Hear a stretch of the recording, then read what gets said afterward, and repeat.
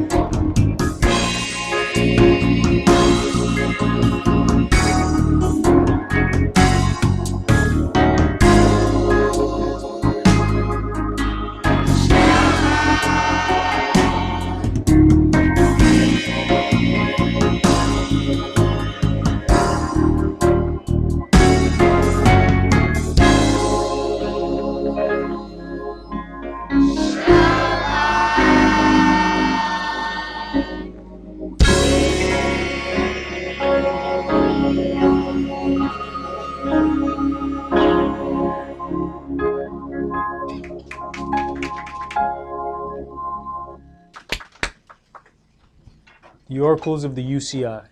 1 Peter chapter 4, verses 7 through 11. But the end of all things is at hand. Be you therefore sober, and watch unto prayer. And above all things have fervent love among yourselves, for love shall cover the multitude of sins. Use hospitality one to another without grudging. As every man has received the gift, even so minister the same one to another, as good stewards of the manifold grace of Elohim. If any man speak, let him speak as the oracles of Elohim. If any man minister, let him do it as of the ability which Elohim gives, that Elohim in all things may be glorified through Yahshua HaMashiach, to whom be praise and dominion forever and ever. Amen. Ephesians chapter 4, verses 29 through chapter 5 and verse 4. Let no corrupt communication proceed out of your mouth, but that which is good to the use of edifying, that it may minister grace unto the hearers. And grieve not the Holy Spirit of Elohim, whereby you are sealed until the day of redemption.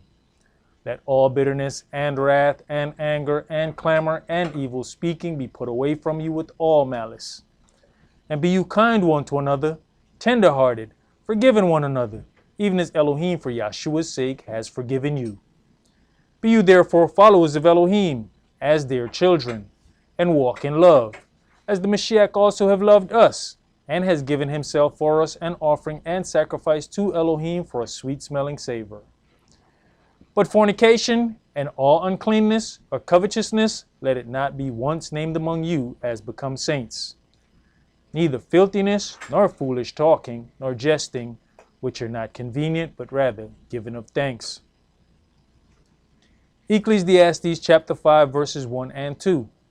Keep your foot when you go to the house of Elohim, and be more ready to hear than to give the sacrifice of fools, for they consider not that they do evil.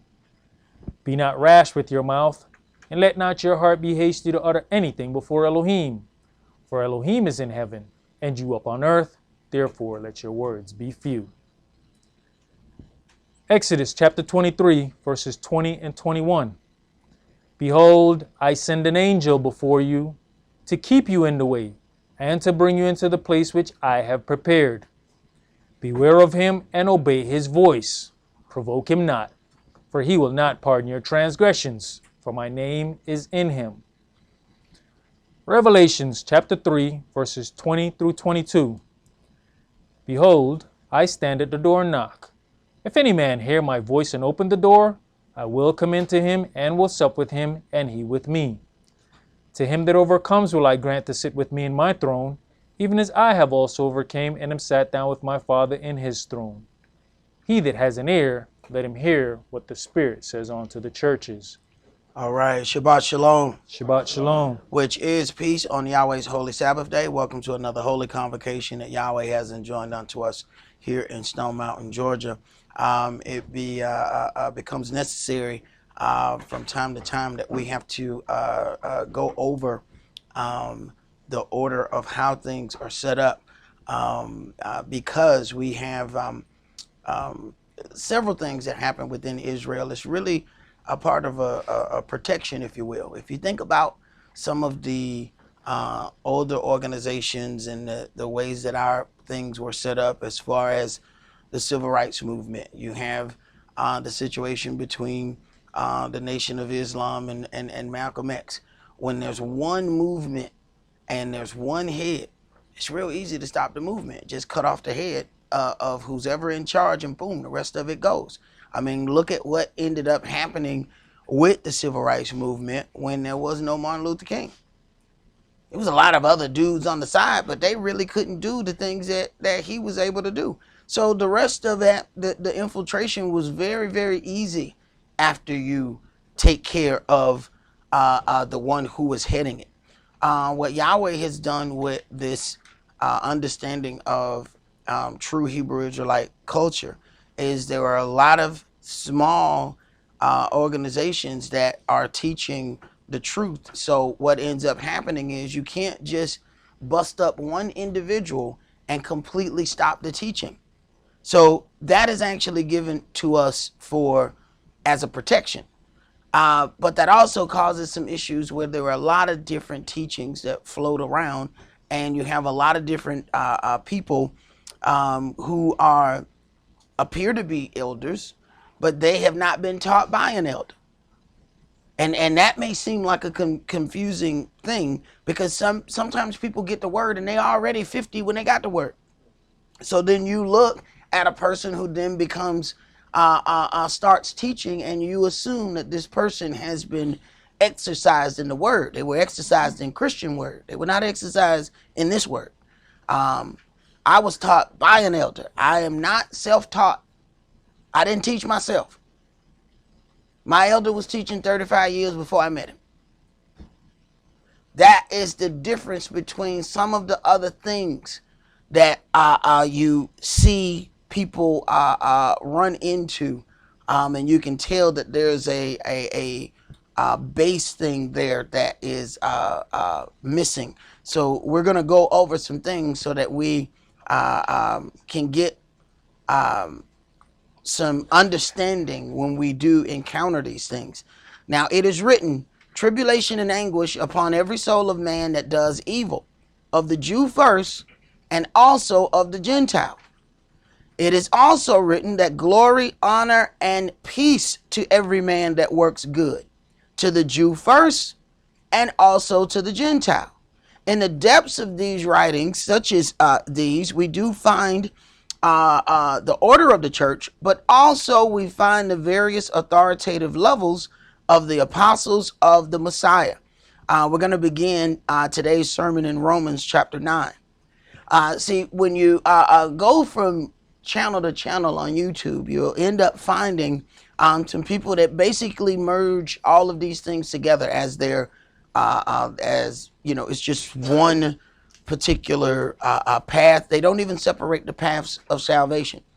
Right there, this beginning part was taken from Romans chapter 2, and it talks about the order: to the Jew first, then to the Gentile. That's tribulation and anguish, even glory and honor. So that's not respect of persons. That's just the order in which the things are set up.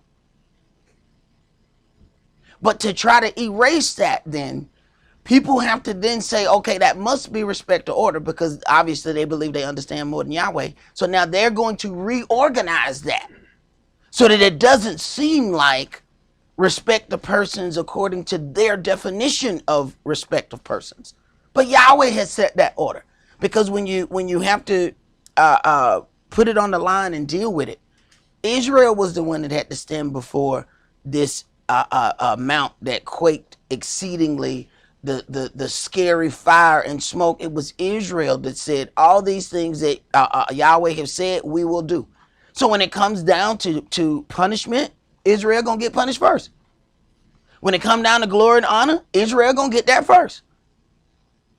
You have to go in the order in which it was given. It's not respect of persons. It's no difference than you have 5 children. You got one 2 years old and one 22 years old. When you come home and the house tore up, do you whoop the 2-year-old and leave the 22-year-old alone? No, you getting it first, 22. That's the order. You the one supposed to know the most. supposed to stop 2-year-old. That's order. That's how Yahweh comes at us. You were given the law, they wasn't. So I'm dealing with you first. But when I get through dealing with you, then I'm going to deal with them. See, they believe that they're not going to be dealt with. So that's what happens sometimes. You come home and, a couple of y'all have done wrong, but mama lean in on one of them and you're like, good, he getting that whipping. So you think you in the clip until she get through whipping him and call your name. Come here. What? No, but you already whooped him. Yeah, for his part. But I realize you did something too. Your turn. See, the whole world don't think that they whooping coming. No, just order. Israel first. Romans chapter 9, and let's start that at verse 1. I say the truth in Yahshua, I lie not. My conscience also bearing me witness in the Holy Spirit, that I have great heaviness and continual sorrow in my heart. For I could wish that myself were accursed from the Mashiach for my brethren, my kinsmen according to the flesh. My kinsmen according to the flesh. Now this is the Apostle Paul or Saul, who is writing these things, and let people tell it. He is the author of all the Christian doctrine. And there is a love-hate relationship with Paul because he busts up a lot of Sunday doctrine. I mean, he busted up. So one minute they got to love him because they like what he said in verse 8. But then when they get down to verse 12, they got to say, see, he really didn't mean that. Go ahead. Who are Israelites, to whom pertain the adoption and the glory. This is the authority given unto the children of Israel. So when you have authority, you don't teach and deal with things in a question. When you have the authority, you move in the authority in which you were given. Go ahead.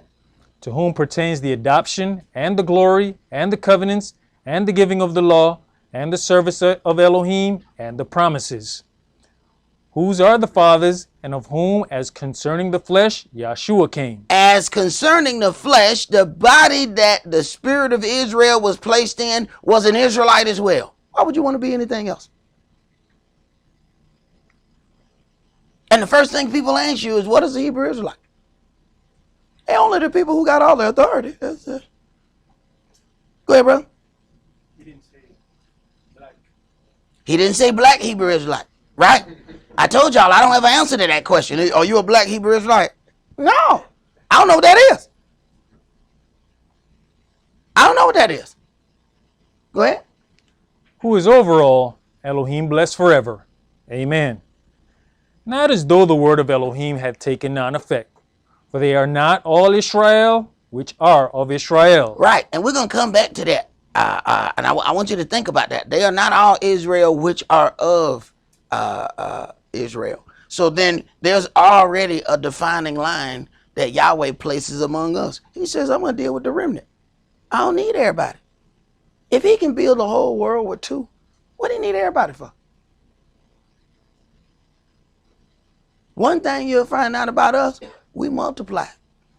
You ain't got to have a whole bunch of us to start nothing. You take us in a place and leave us alone, you be like, I thought it was extra space in here. Leave us alone, see what happens. He don't need everybody. Go ahead. Verse 7. Neither, because they are the seed of Abraham, are they not all children? But in Esau shall your seed be called. That is, they which are the children of the flesh. These are not the children of Elohim, but the children of the promise are counted for the seed. Right. So then you have children of the flesh that are within inside of Israel, and then you have children of the promise of the spirit that are within Israel. And Yahweh is drawing a dividing line in between who those are. And everybody has the opportunity to decide which one of those they're going to be. Go ahead. For this is the word of promise. At this time will I come, and Sarah shall have a son. And not only this, but when Rebekah also had conceived by one, even by our father Esau, for the children being not yet born, neither having done any good or evil, that the purpose of Elohim according to election might stand, not of works, but of him that calls. Right. So The order was already decided before they were born. Go ahead. It was said unto her, the elder shall serve the younger. This is out of order according to everything else that was set up on the earth. And Yahweh was the one that set it up. Yahweh was the one that said the oldest get a double portion. Yahweh was the one that gave it to the firstborn. But don't the maker of something got the right to change it whenever he want to? And who are you to ask him? What you doing, Yahweh? He the one said, no. The youngest one, that's going to be the one right there. So I'm going to put all the blessing on that one. Go ahead. As it is written, Jacob have I loved, but Esau have I hated. Right, and we got a real problem with that. See? God can't hate nobody. Say he can't. How you going to be God if he hate?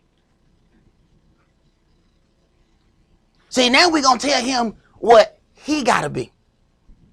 Oh, we stepping outside that servant line. Now you boss. Now you're going to tell him what he is. So now they're going to tell you how he has to act, which then tells you how you can deal with certain things. Since he's all love, you must be all love. It's a time and a place for everything. If you're trying to love in the middle of the war, you're going to be the first one dead. You out there hugging and they shooting missiles. Go ahead. What shall we say then? Is there unrighteousness with Elohim? Mm-hmm. Elohim forbid. That's what they say. Because they don't like it. But Yahweh already knew the spirit of both individuals. He didn't have to wait for them to do nothing. Before they were born, I love this one and I hate that one. Yeah, but they ain't did nothing yet. I already know the spirit. I know what they gonna do. I know what this one gonna do. I know what that one gonna do. Once you see the spirit of something, you know what it's going to do. Go ahead. Verse 15. For he says to Moshe, I will have mercy on whom I will have mercy, and I'll have compassion on whom I will have compassion. Uh-huh. So then it is not of him that willeth, nor of him that runs, but of Elohim that shows mercy.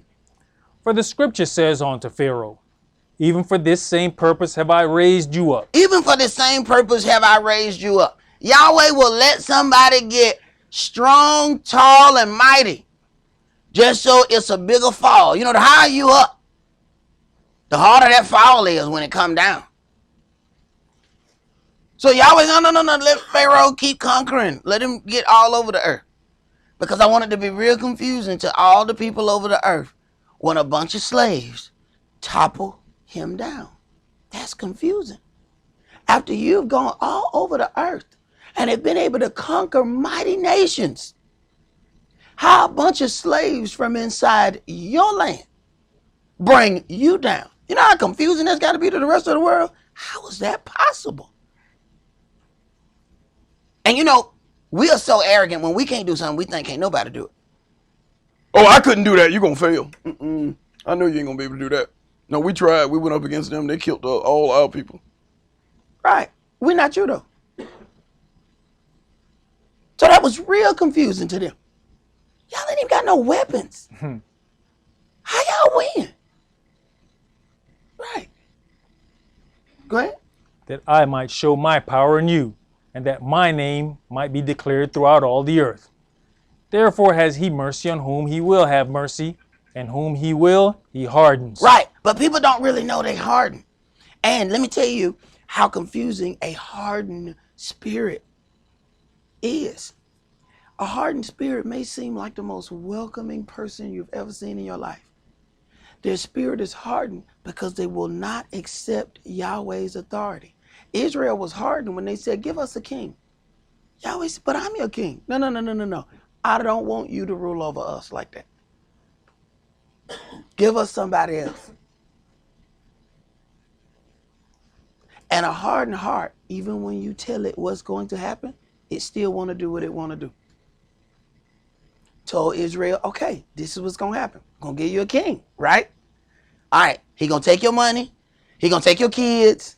He going to take all your stuff. He going to do all of this. What did the hardened heart say? So what time the king getting here then?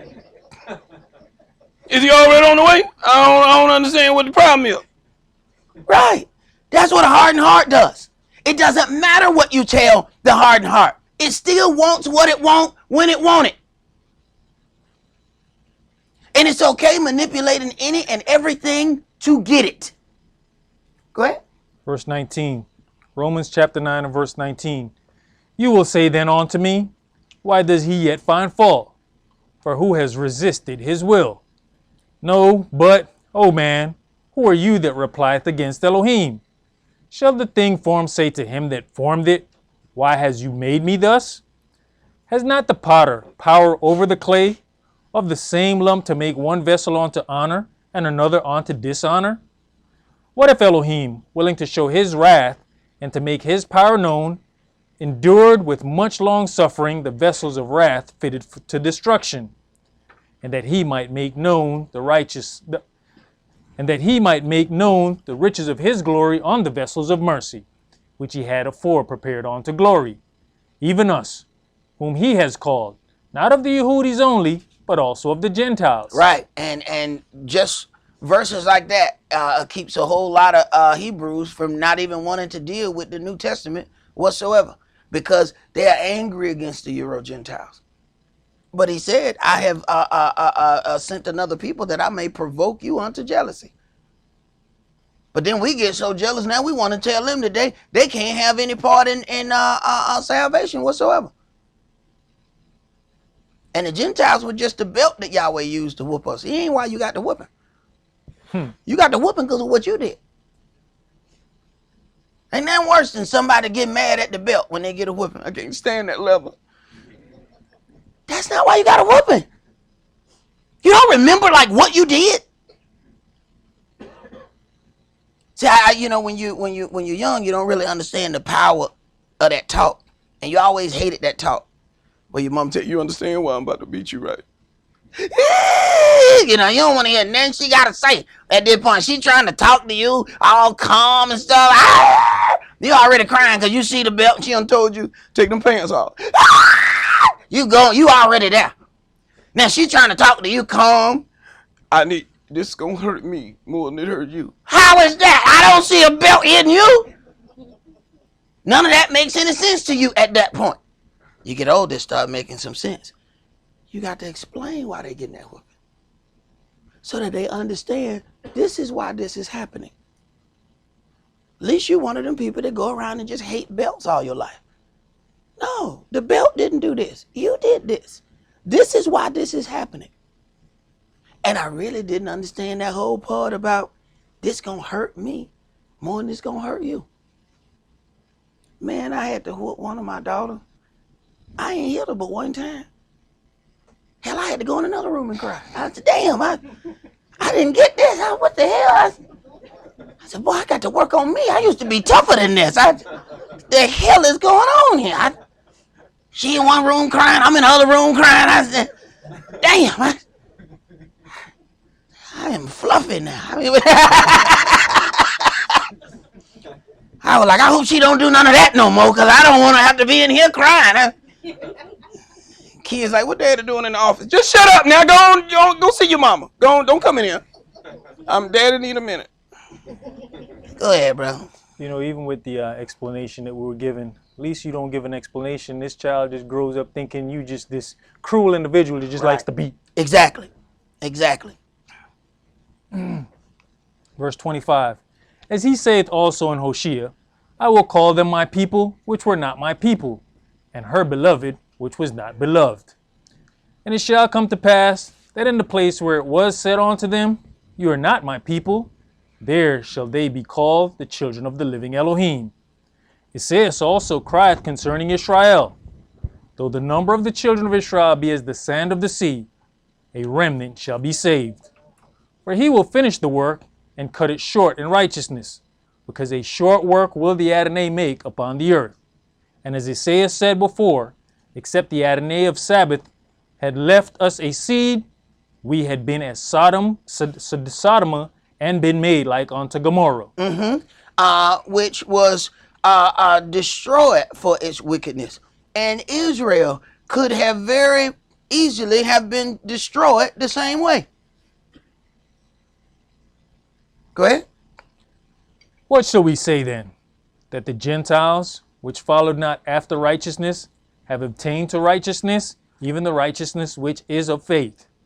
But Israel, which followed after the law of righteousness, Stop. Two different paths towards salvation.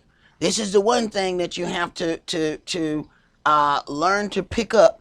When you have people teaching and they teach one path, then things start to get confusing. I remember pinpoint questions that I asked my elder, and he backed up and showed me, well, hold on, you know, there are two paths. I had never heard anything like that before in my life.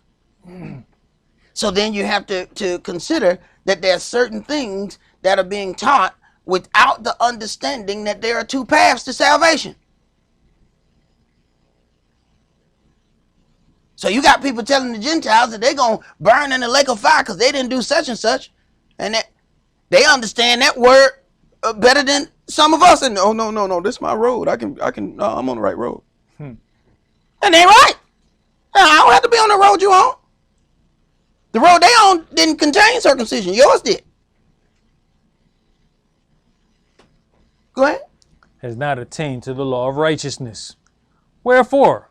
Because they sought it not by faith, but as it were by the works of the law. So now Israel, because we had a temple at the time, we had all of these things, our people wanted to continue going in the animal sacrifice because it's harder to believe that something else has taken care of your sins when you have the ability to do it yourself. Go ahead. For they stumbled at that stumbling stone. As it is written, Behold, I lay in Zion a stumbling stone and a rock of offense, and whosoever believes on him shall not be ashamed. All right, let's go to Matthew chapter 16. Matthew chapter 16, and we're going to read verses 13 through 20.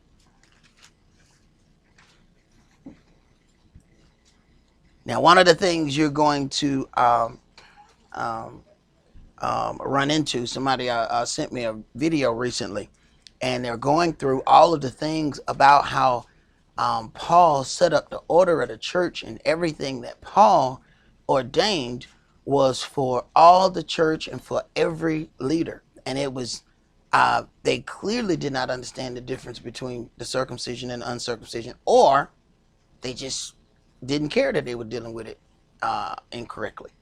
Matthew chapter 16, and let's start at verse 13. When Yahshua came into the coast of Caesarea Philippi, he asked his disciples, saying, Whom do men say that I, the Son of Man, am? All right, so when Yahshua came into the coast, he asked his disciples, he asked everybody. This is his opportunity to see who Yahweh has chosen. Pay attention. Go ahead.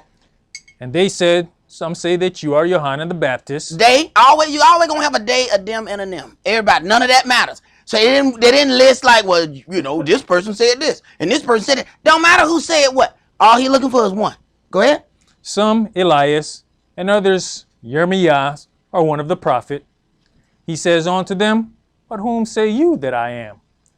And Simeon Peter answered and said, You are the Mashiach, the son of the living Elohim. Stop. He the only one already. How does he know? How does he know?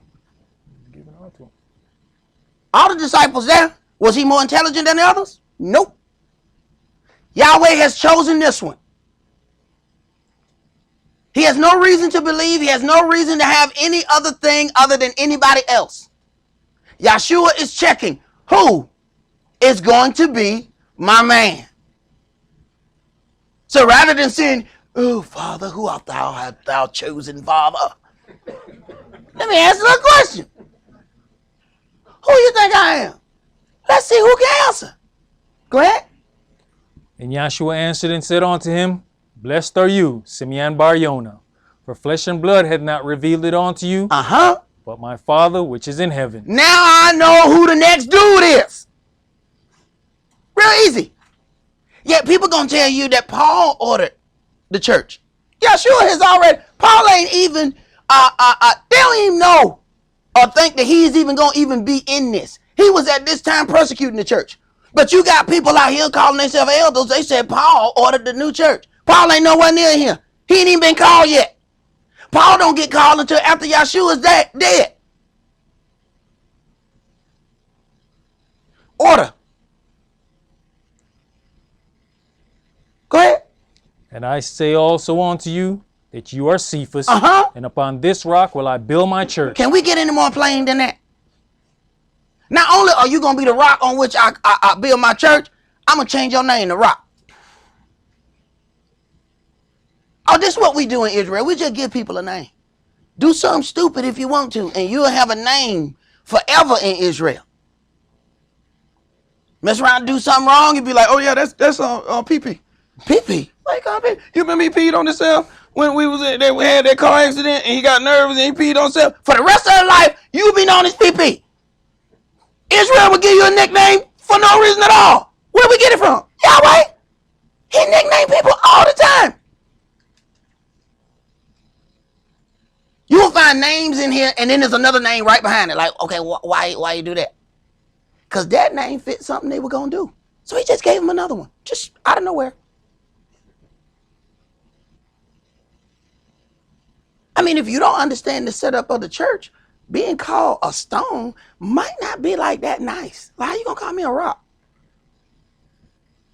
Oh, the rock is the foundation in which you're going to build your church. Okay, all right, I accept that. Go ahead. And the gates of hell shall not prevail against it. And I'll give unto you the keys of the kingdom of heaven. Authority. All right? You are the one in charge. So when somebody tell you that Paul is setting up these things, they clearly do not understand this book at all.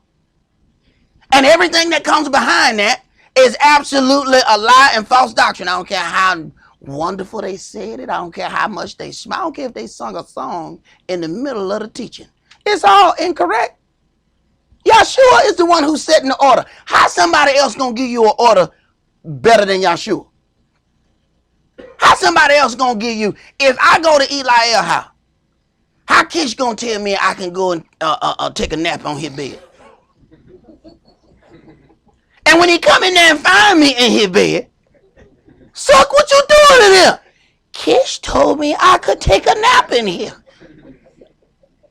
There's gonna be some problems there. Because he gonna want to know, well, who gave Kish the authority to tell you that you can take a nap in my bed? You see the problem there?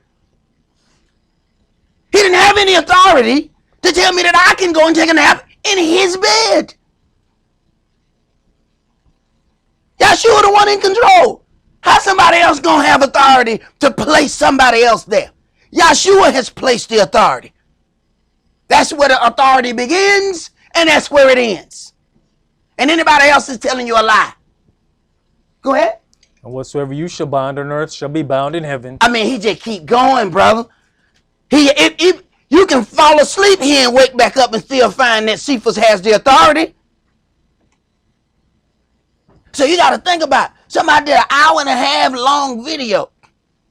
At the point that they tell you that first lie, you should just cut it off. Because everything behind that finna be wrong. Because it's all based on the beginning lie. Once you cross that, next, go to the next one. See, that's why I channel surf. I'm a notorious channel flipper. I look about 10 minutes, that's a mess. Next. I look for a couple minutes, that's a mess. Next. Take me a while to find out what I'm gonna watch. Because once I hear the mess, I know pretty much if that is the basis, the rest of that behind that is going to be a problem. So if your whole teaching is based on Paul being the order and the structure of the church, I can already tell you that everything behind that is going to be wrong. Because you have now ignored the words of Yeshua. And what's funny is the same people will tell you how much they love Yeshua. And right now, they're usurping his authority. Go ahead. And whatsoever you shall loose on earth shall be loosed in heaven. This is why the Catholics set up their so-called papacy, saying that the first pope was Peter. They knew who had the authority. They didn't make Paul the Pope. They made Peter. Now, how is it that they understand that, but so-called Hebrew Israelite elders don't understand that? You mean tell me these Gentiles knew that, but you don't?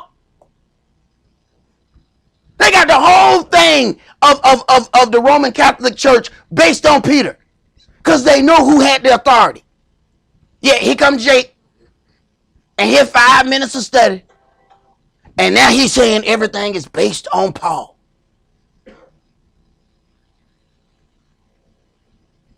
It don't take but 5 minutes of reading to detect that ain't right. Go ahead. What is it called? St. Peter's Basilica is not St. Paul's. Exactly. It is amazing, man, how easy we are led astray. Because they sound real charismatic when they lie. All you got to do is lie and smile in Babylon. That's all you got to do. Just smile when you lie. Just if you do that, you're going to be rich. Did you finish that up? Then charged he his disciples that they should tell no man that he was Yahshua the Mashiach. Right. He only did that at that point so he can figure out who the next leader was. So as he's doing that, he already now knows who's the next leader before he starts anything else. He already know, look, I got a limited amount of time to be amongst y'all. All right? So I need to already find out who's going to be the next dude. All right, you the next dude? That's the dude I'm going to be working on a different level.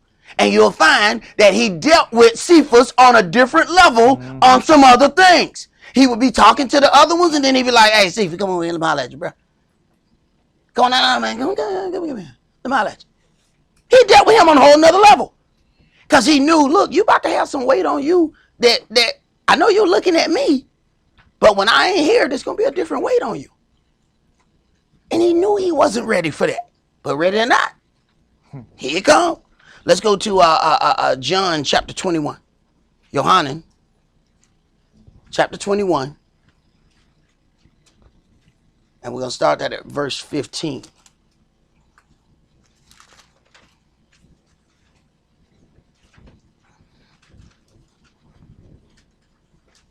See, if you get the order messed up, everything behind that is wrong.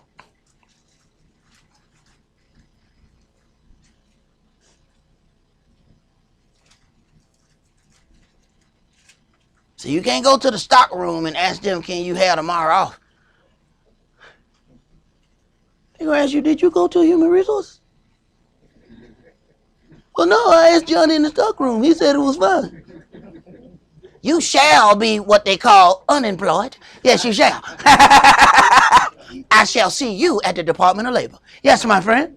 You asked the wrong individuals. You probably could have got the day off. The problem was you asked the wrong people who did not have the right authority. People in the stock room don't have the authority to tell you that you can take tomorrow off. John chapter 21, and let's start that at verse 15. So when they had dined, Yahshua says to Simeon Peter, Simeon, son of Jonas, loveth you more than these? Loveth you me more than these? Okay? Now, why ask him, do you love me more? Now, he already started out. Yahweh has already chosen. He didn't choose Cephas. Yahweh chose Cephas. Understand that. He didn't look upon them and say, which one of them I am going to choose. All of them was at the same level. Beginning stages. Who am I? One person can ask the question. That's the one Yahweh has chosen. He already knew. The one who can answer this, I know he hadn't seen enough to know yet. So he's purposely asking before anything else happens. Who knows this beforehand? You have those people who believe after they've seen a miracle, and you have the people who believe before there's a miracle. Don't think those two people on the same level, and don't think Yahweh gonna deal with them on the same level. Some people believe they need to see the fire, the smoke, they need to see the water part, they need to see people walk on water, they need to see fire shoot down from heaven. Yeah, every miracle you need is the lowest you get on that pole when it come down to Yahshua setting up his kingdom. Okay, so how much you needed? I had to show you this, and this. Yeah, you get down there. How much I had to show you? Nothing? Yeah, you come up here. Different heart level. Go ahead. You know, even as we look at different books, it goes to show you that there's always a connection of lineage. Because in the last one in Matthew, it said Simeon bar Yonah. And then this one, it turns around and says Simeon, son of Jonas, which is exactly the same thing. Exactly. For who don't understand, bar Jonas just meant son of Jonas. Good point, bro. He saith unto him, yes, Adonai, you know that I love you. He says unto him, feed my lambs. If you love me, feed my lambs, feed my sheep. Go ahead. He says unto him again the second time, Simeon, son of Jonas, loveth you me? He says unto him, yes, Adonai, you know that I love you. He says unto him, feed my sheep. He says unto him the third time, Simeon, son of Jonas, loveth you me? Cephas was grieved because he said unto him the third time, loveth you me? And if anybody else does that, you know, what if your woman asks you 3 times back to back? You know what I'm saying? Kiss, you love me. Yes. But I say, Kiss, do you love me? I said yes, woman. But Kiss, do you really love me? And I swear, oh God, you can get up out of here. Right. Right. Go ahead, bro. And he said unto him, Adonai, you knoweth all things. You know that I love you. You know, hey, you notice that answer went up, right? Right. That's the extra words is a little bit of ticked offness. Come on, man. I already answered this question twice. Go ahead. Yahshua says unto him, feed my sheep. Verily, verily, I say unto you, when you was young, you girdeth yourself and walketh whither you wouldeth.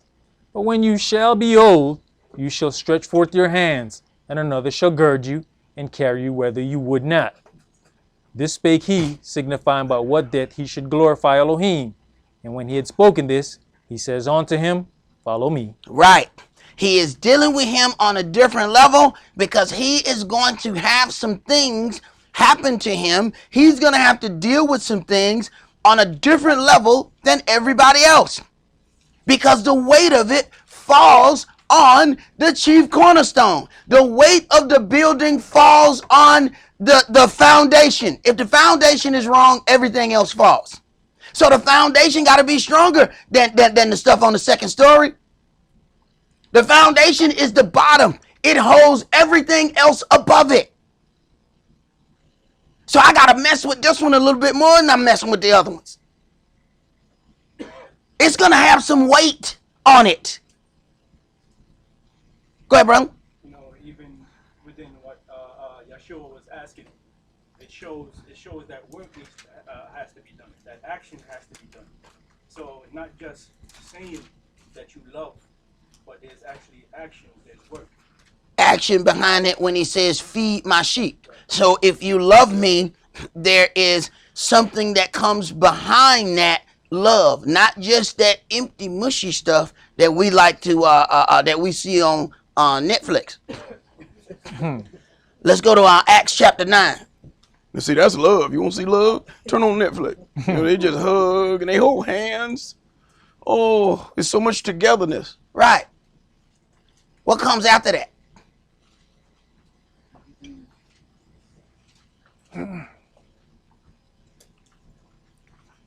Acts chapter 9, and let's read verses 10 through 18.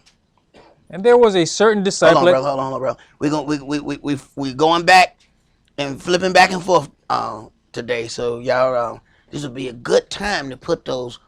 Make sure y'all have those labels in your book so you can flip back a lot faster when you have those labels. So just wait. All right. I just heard a lot of pages flipping now. Acts chapter 9, and let's start that at verse 10. And there was a certain disciple at Damascus named Ananias. And to him said the Adonai in a vision, Ananias. And he said, Behold, I am here, Adonai. And the Adonai said unto him, Arise and go into the street which is called Straight, and inquire in the house of Yehudis for one called Saul of Tarsus.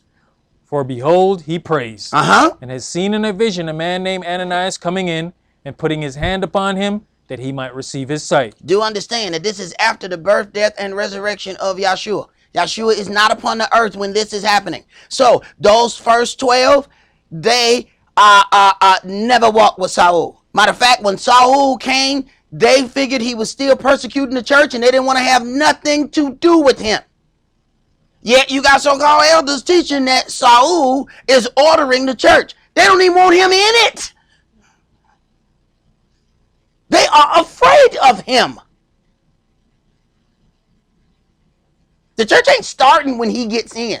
The church is well established before he comes in. Yeshua has already done all his work with the 12, even replaced the deceiver. Now comes Saul. But people act like Saul was always a part of it. What book they reading? Go ahead. And even when they referring to Ananias here, they say he's a disciple. He is a disciple. So check that out. Saul, who is not yet in the word, according to Yeshua, is now being led to another disciple so that he can get in the faith. Keep reading. Then Ananias answered, Adonai, I have heard by many of this man how much evil he has done to your saints at Jerusalem. Don't want nothing to do with him. This a disciple. Don't want nothing to do with him. Yet people tell you he the beginning of the church. He is just now about to get in. How you teaching that? And was that difficult, the things we just read? Go ahead. And here he has authority from the chief priest to bind all that call on your name. But the Adonai said unto him, Go your way, for he's a chosen vessel unto me. Right. Does he not have the maker of something? Does he not have the power over the clay to make one for honor and one for dishonor? And don't I have the right to change it in the middle? In my clay. In my pot. I make of it what I want to make of it. Go your way and do what I told you to do. That's what servants do. Even when they don't like it or understand it, they follow their instructions. He does not understand this instruction. He does not like this instruction. First of all, you want me to bring this dude to my house? He done got people killed. You want me to tell him where I stay? Nah, I got to sleep there. Like, I got like this family thing, And he like haul people off to jail. Like persecute them for believing like what I believe. You want me to bring him here?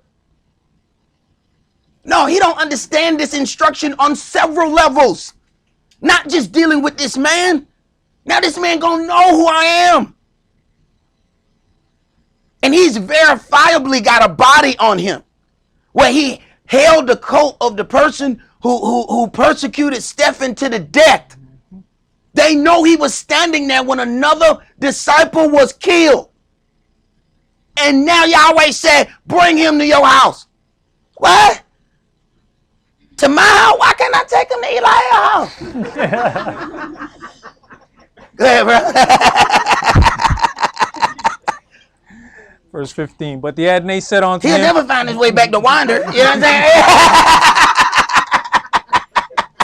Yeah. But the Adonai said unto him, Go your way, for he's a chosen vessel unto me, to bear my name before the Gentiles, and kings, and the children of Israel.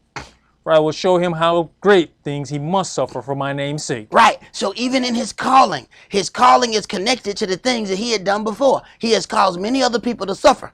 I am going to save him, but he's also going to have to suffer some of the very things that he made other people suffer. But that is how I'm going to erase his sin, through his works. Go ahead. You've mentioned it before, just in case you missed it. There was order given here too, is who he was going to go to and in the order he should go. The Gentiles first, then kings, and if all else fails, then the children of Israel. Well, you got the children of Israel mixed among those people. So he's going to them even accidentally. He's not going to them because he's going to Europe and Asia Minor. That's where he's going.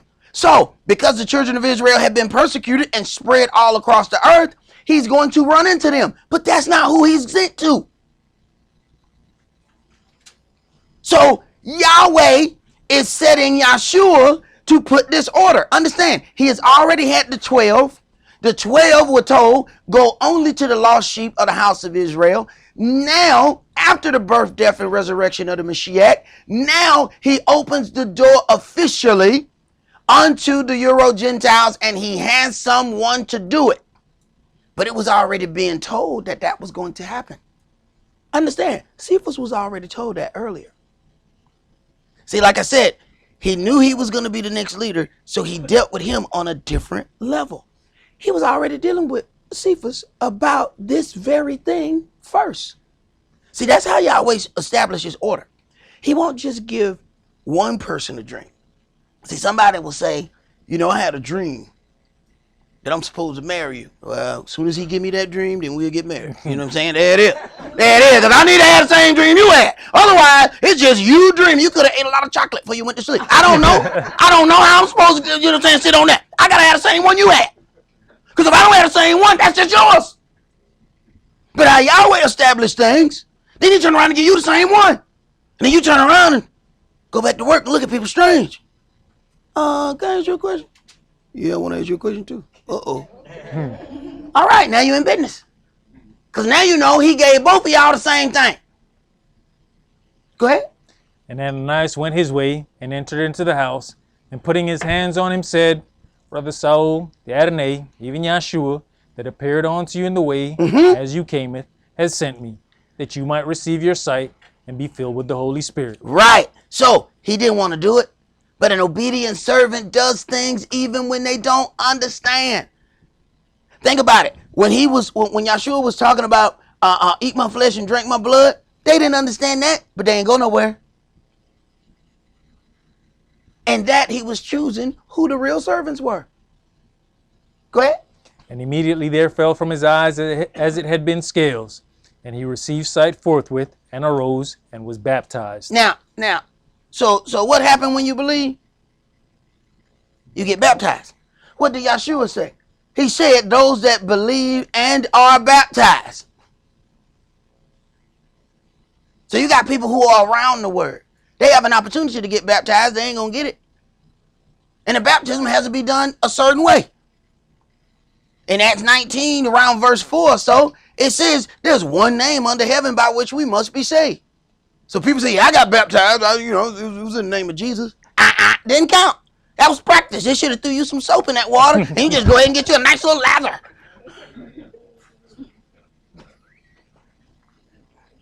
You're supposed to be baptized in the name of Yahshua. There's one name. Let's go to Romans chapter 11.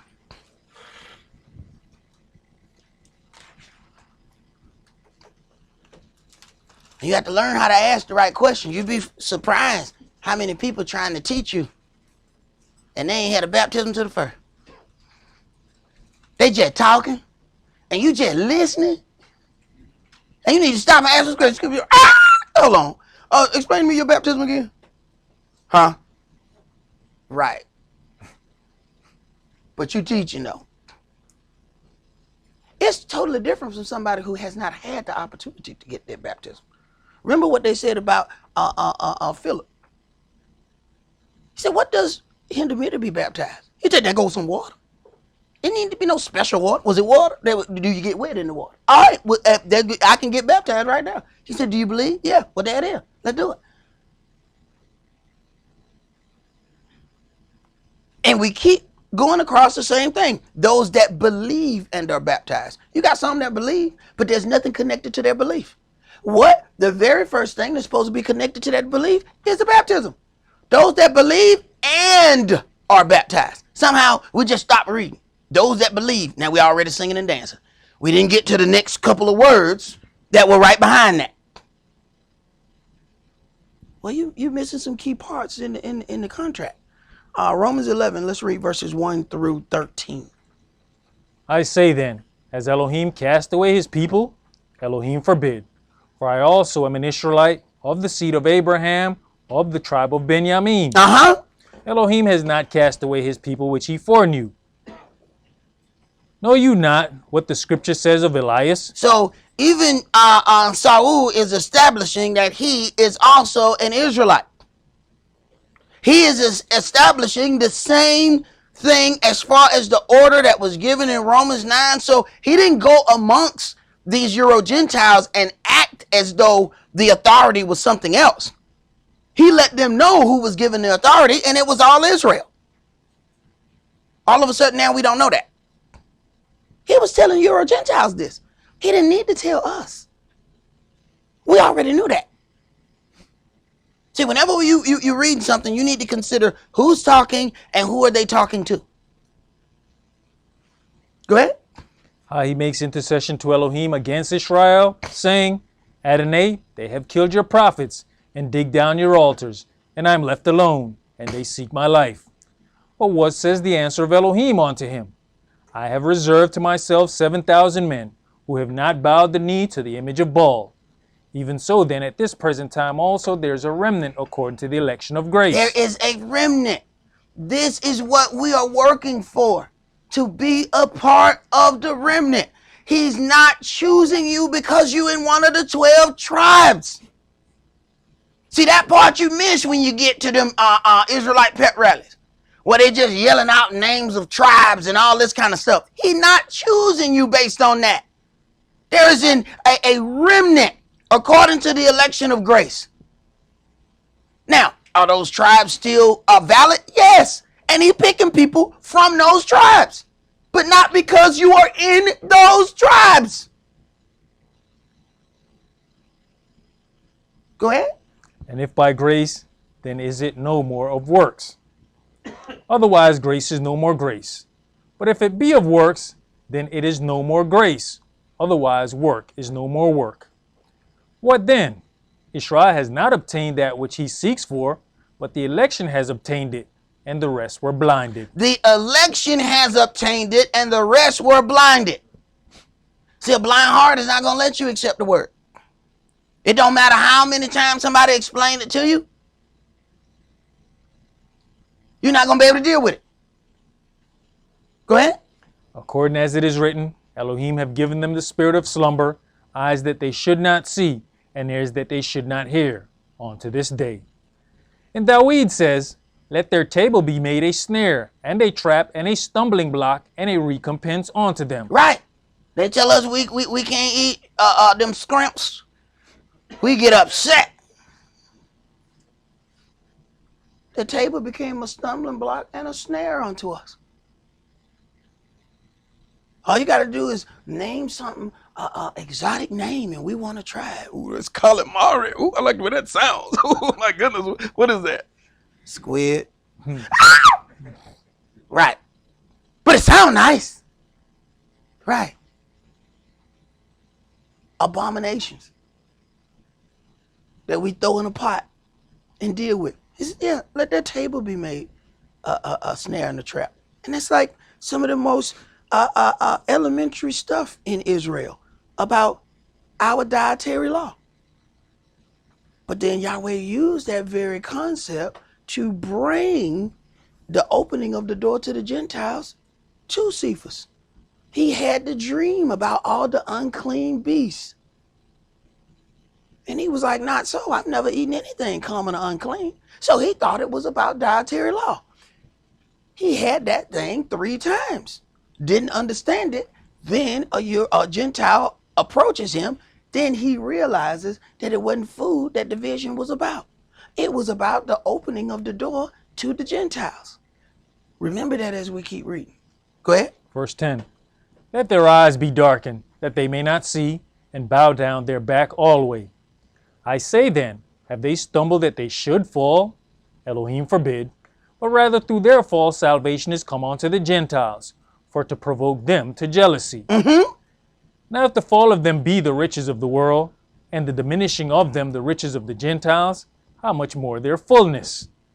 For I speak to you Gentiles, inasmuch as I am the apostle of the Gentiles, I magnify mine office. Okay, I need you to read that again. For I speak to you Gentiles. Who I'm talking to? Gentiles. I said, so he's talking to who now? The Gentiles. He said the Jews. Gentiles. So he said he's talking to the Gentile. Yes. Okay, it's the book of Romans, right? And he say he's talking to who now? The Gentiles. Okay, so he definitely speaking to the Gentiles. Yes. Okay. So I speak to you Gentiles. Go ahead.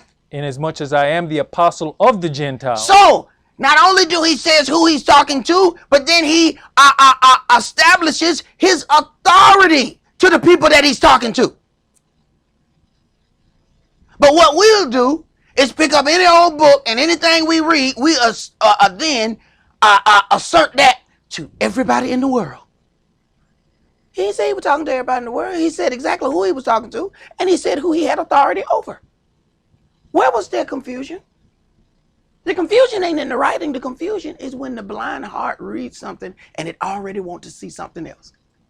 You see that? He said he was talking to the world. Where you see world at? Where did you see that at? That's because your heart already wanted to see it. And I'm going to tell you how easy that is. There's a reason why when you write something, you need somebody else to proofread it. You see, if y'all ain't never wrote nothing before, y'all don't know that. Let me tell you what happened when you write something. When you write something, you know what you want to say. Okay. So then you write it down and then you proofread it yourself. You know the problem with proofreading something yourself? You know what's supposed to be there, right? So then when you get to that word, you input in your own heart. You really mean well. Yes, you do. Bless your heart. And you put in the right word. The problem is that's not what's there. And you proofread it several times. And they said, did you proofread it? You were like, yeah, it's good. And then somebody else proofread it and they hand it back with all these red circles on it. And you be like, what the hell happened? Your heart saw what was supposed to be there, but it didn't see what was really there. That is a spiritual exercise for yourself. How did you see all of that correctly, even though all of it was incorrect? Your heart knew what you wanted to say. Somebody handed me back my stuff. He said, so right here, Esaac, did you want to say hellfire and damnation? Oh my God, no, that's not what I meant. But I swore when I read this, it was right. Because see, at that point, I was already moving on to the next sentence. And I moved on to the next sentence before I finished the first one. And then those things got jumbled up together, which would have caused a whole hell of a lot of confusion to the person who would come back and read that, because they would have read two jumbled up sentences, not just the sentences, the whole thoughts. Because I had finished one thought, so I thought in my head I finished it. It was perfectly clear in here. It just wasn't clear on that piece of paper when I wrote it. And it was going to thoroughly confuse whoever read that. So that proofreading was something. So if you read something and your heart already want to see it, you might be in trouble. Go ahead. That was it. I magnify mine office. All right, let's go to Acts chapter 15. Just back up one book.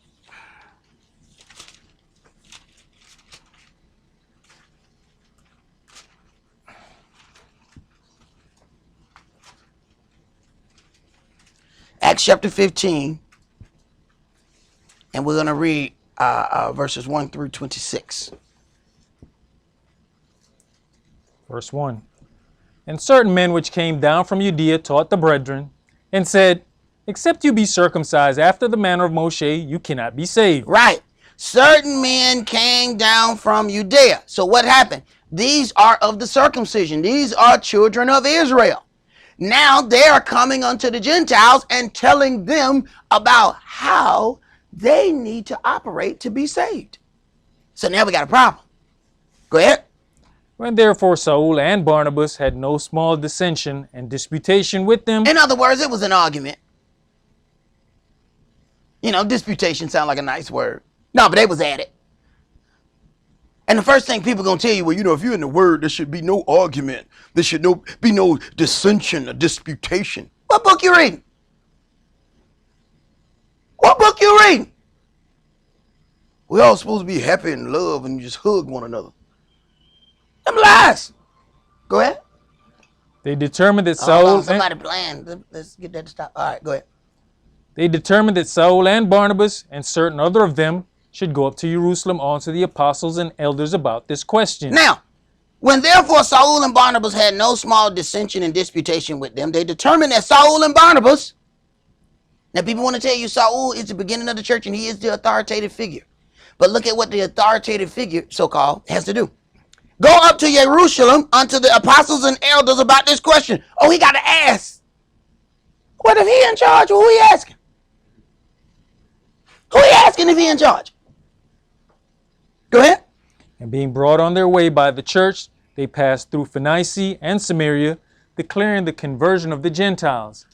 And they caused great joy unto all the brethren. And when they were come to Jerusalem, they were received of the church and of the apostles and elders, and they declared all things that Elohim had done with them.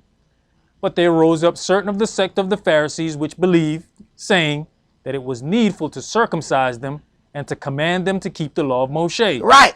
So now they want to put the things on Israel. Understand, glory and honor to the Jew first, then the Gentile, but also tribulation and anguish. So you have a greater responsibility that is given to Israel, but you also have a greater amount of power and authority that also is given among Israel. You can't disconnect one from the other.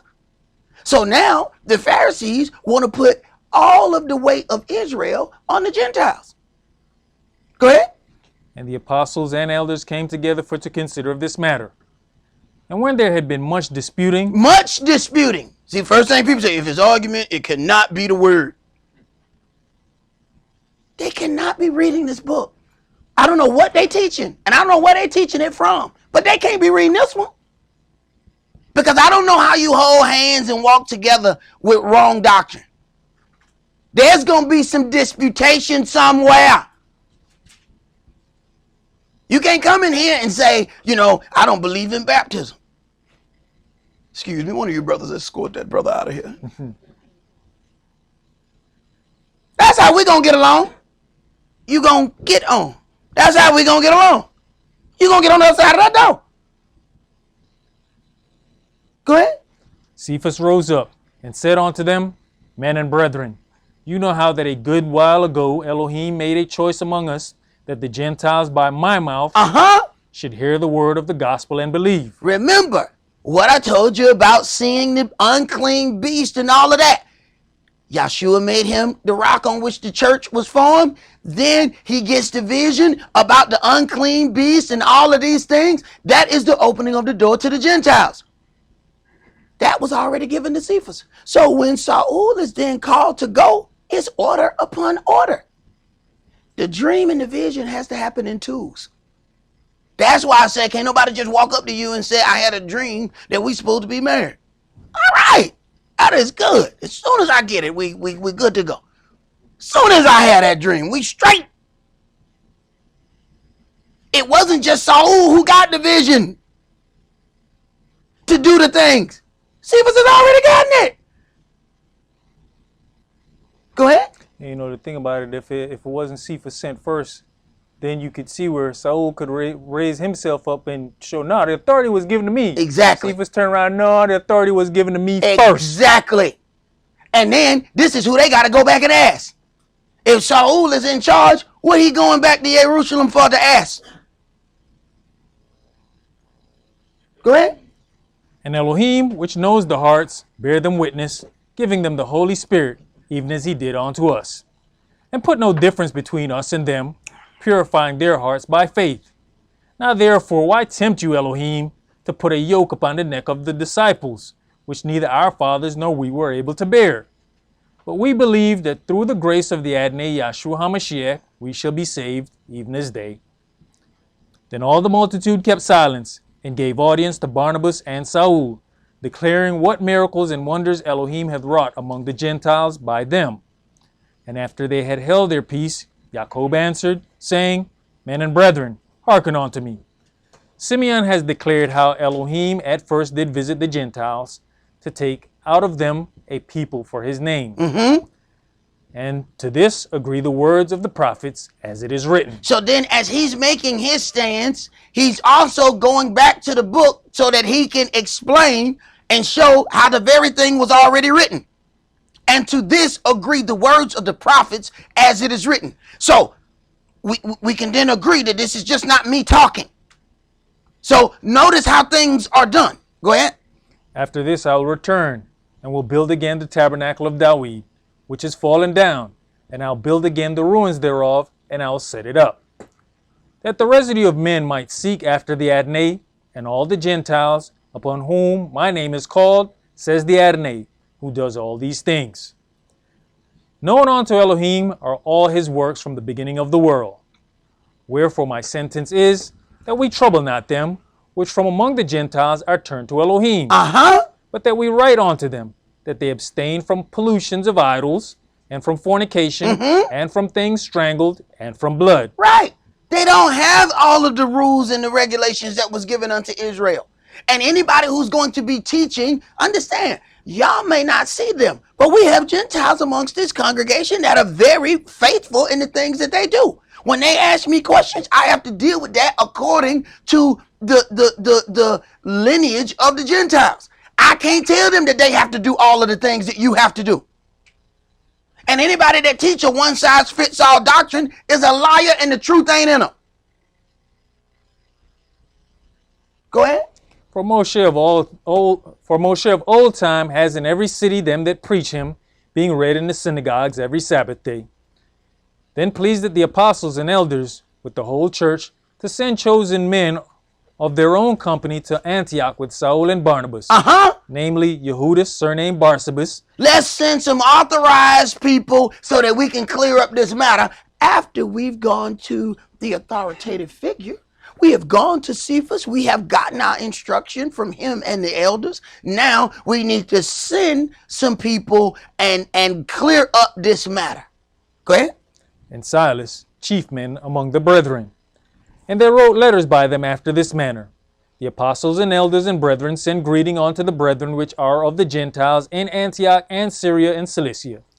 For as much as we have heard that certain which went out from us have troubled you with words, subverting your souls, saying, you must be circumcised and keep the law, to whom we have gave no such commandment. We didn't tell them to tell y'all that.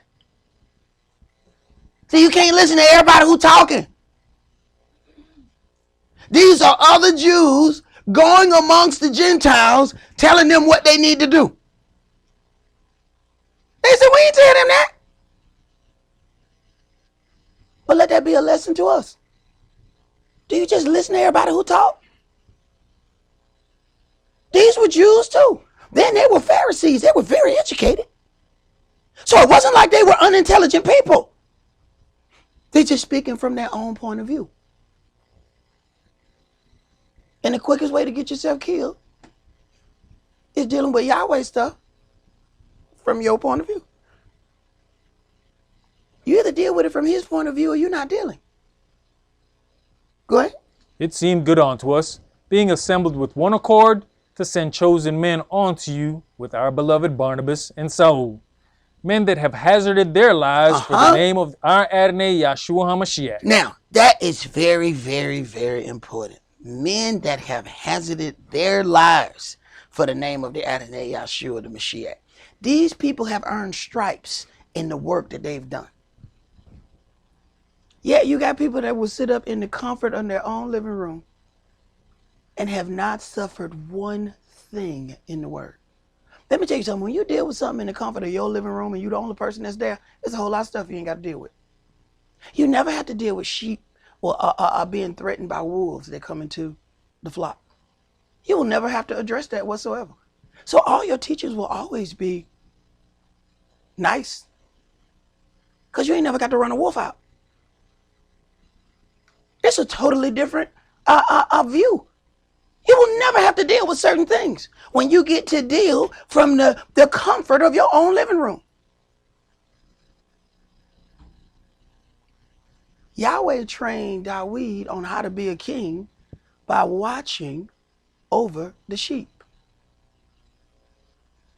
Sheep will, for no reason at all, just start walking somewhere.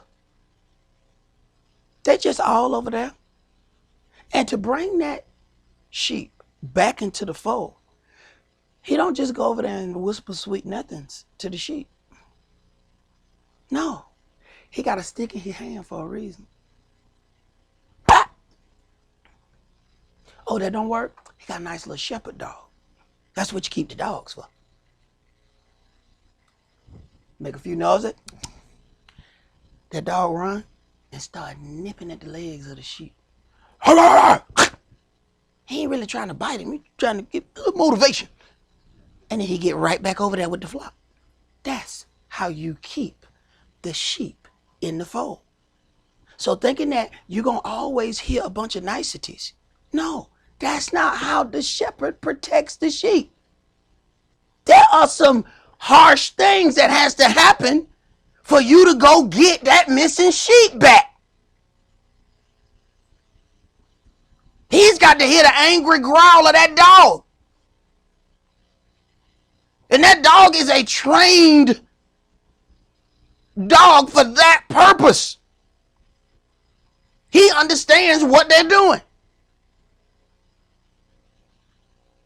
Go ahead, brother. You finished that? That was it. Read the note that you got right there. This is 1 Corinthians 9 and verse 20. While he's reading that, I want y'all to go to Acts chapter 21. But I want you to read this note because this 2 verses here explain the walk that Saul had to deal with that the other apostles did not have to deal with. Go ahead. And unto the Yehudis I became as a Yehudi, that I might gain the Yehudis, to whom that are under the law, as under the law, that I might gain them that are under the law. Right. So he had to be as one of them to gain them, so that they understood that he walked into things according to the law. Go ahead.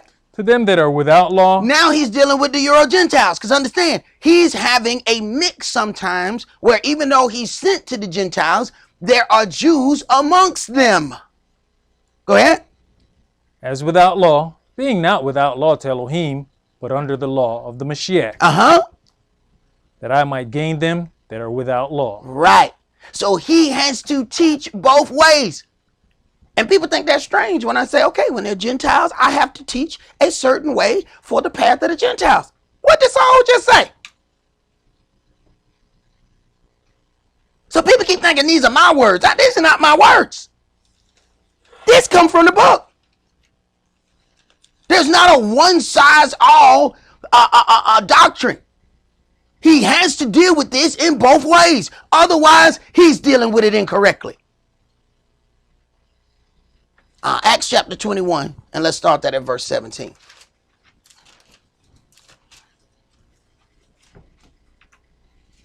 And I know some people, especially some brothers, they probably looking like, well, I mean, we ain't gonna really need to know this. You know what I'm saying? We ain't trying to be no teacher. Neither was I. Pay attention. You keep thinking that the job that you have is the job that you always gonna have. I was in charge of the media department and was fine with it. When I lost my job, I was distraught. My elder died, I was distraught. That's the only job I wanted. I didn't know that was supposed to be training me for another one. And now I've been at this job for some years. And I said, all right, I got the job that he wanted me to have. Now he cooking my noodle. Because now the thought is, what if he training me for something else? Maybe, what if this ain't the ultimate job that I'm supposed to have? You a servant. When he said, I need a hammer, you supposed to be a hammer. When he said, I need a nail, then you supposed to be the nail. So what happened if one day he come up and say, all right, Esaac, now I need you to do something else? What? Oh, I'm going to have some mental problems. Because we get accustomed to what we do. But understand something. Even the rulers have to understand Yahweh's word. All the kings had to write their own copy out of Yahweh's word. What if there are us that are of the house of David who will be rulers in that kingdom? Guess what? You got to understand the law just like the priest. So what if he just trained you as a priest only to turn around and take you out of the priesthood and put you somewhere else? We never considered it. Yahweh be thinking before you even get up, he already working on you. He ain't just found you. You found him. What did he say? In the womb, I loved one and I hated the other. I already knew what they were going to do. Go ahead, bro. You know, you mentioned several times about when the time comes, how, you know, when it comes to dealing with the rebellious people, that we're going to have to be the ones that to deal with rebellious people. And that's the thing, not all rebellious people are angry. Exactly. Brother, I'm so glad you said that. And people might have heard that. You were talking about how we're going to have to deal with the rebellious people. And not all of the rebellious people are angry people. You're going to have the most smiling, rebellious people you ever seen in your life. They just as nice. I'm talking about sweet as diabetes. They need an insulin shot. They so sweet. But they're not going to do nothing in this book. And everything they deal with in this book, they're going to twist it around to fit whatever it is that they are doing. But they just smile. Oh, they look so nice. Right. Completely rebellious. Where we at? Acts 21. I was just going to say, you know, even just sitting here, if we're just worried about right here and now, remember the ultimate thing is that we're supposed to be a nation of priests. What do you think? We're just going to go back and forth and teach each other? Or we going to look for the fringes? Oh, that's one of us. Let me go deal with that brother with the fringes. Yeah, that's us. That's us, boy. We some deep fringers now. You know, we think that decides everything. Ain't that some mess? You got Hebrews that don't even want to speak to another Hebrew if they don't see no fringes. Brother, I didn't know whether or not you was a Hebrew or not. I didn't see no fringes. Right. So that mattered. So I guess you wouldn't have spoke to that Gentile either. Right. We're supposed to do good unto all men. So now I can only speak to somebody if they are practicing Hebrew. You know how many people that don't even know their Hebrews? And that's the game we gonna play? Why is something wrong, man? We are really tripping. We supposed to be trying to talk to the people to let them know who they are. But no, we ain't gonna talk to them if they ain't got no fringes on. How you gonna even know what a fringe is? You don't even know what that means yet. Go ahead. You know, you consider the fact of how the Gentiles is going to be engrafted in. You know, we have to be there for them to teach them. I'm gonna need you to not talk in your R&B voice. All right? Cause let me tell you something, bro. Thary ain't in here, bro. All right? You know what I'm saying? You talking in your little R&B voice. You know what I'm saying? You know, I mean, hey babes, you know what I'm saying? You know what I'm saying? I mean, you know, July Joshua, you know what I'm saying? You know, see, but of course, darling. Yeah, come on, darling, sit down. You know, bro. Yeah, come on now. You gonna have to talk up. No, so I was saying, we also got to consider it's written that the Gentiles is going to be engrafted in. Mm-hmm. So we have to be the ones who teach them so that they can understand how they're supposed to walk. Well, what's the use of having a nation of priests if you ain't gonna teach nobody but you? And what I have to remind people is they want to exclude all the nations. Well, if you're in charge of the earth, who are you going to rule over if the only people who are accepted is you? That is the dumbest kingdom ever. Your kingdom sucks. Everybody else has had the opportunity to rule all over the earth, and all you will rule over is yourself. Your kingdom will suck. You can't be the only one in it. Read, man. Acts chapter 21 and verse 17. And when we were come to Jerusalem, the brethren received us gladly. And the day following, Saul went in with us unto Jacob, and all the elders were present. And when we had saluted them, he declared particularly what things Elohim had wrought among the Gentiles by his ministry.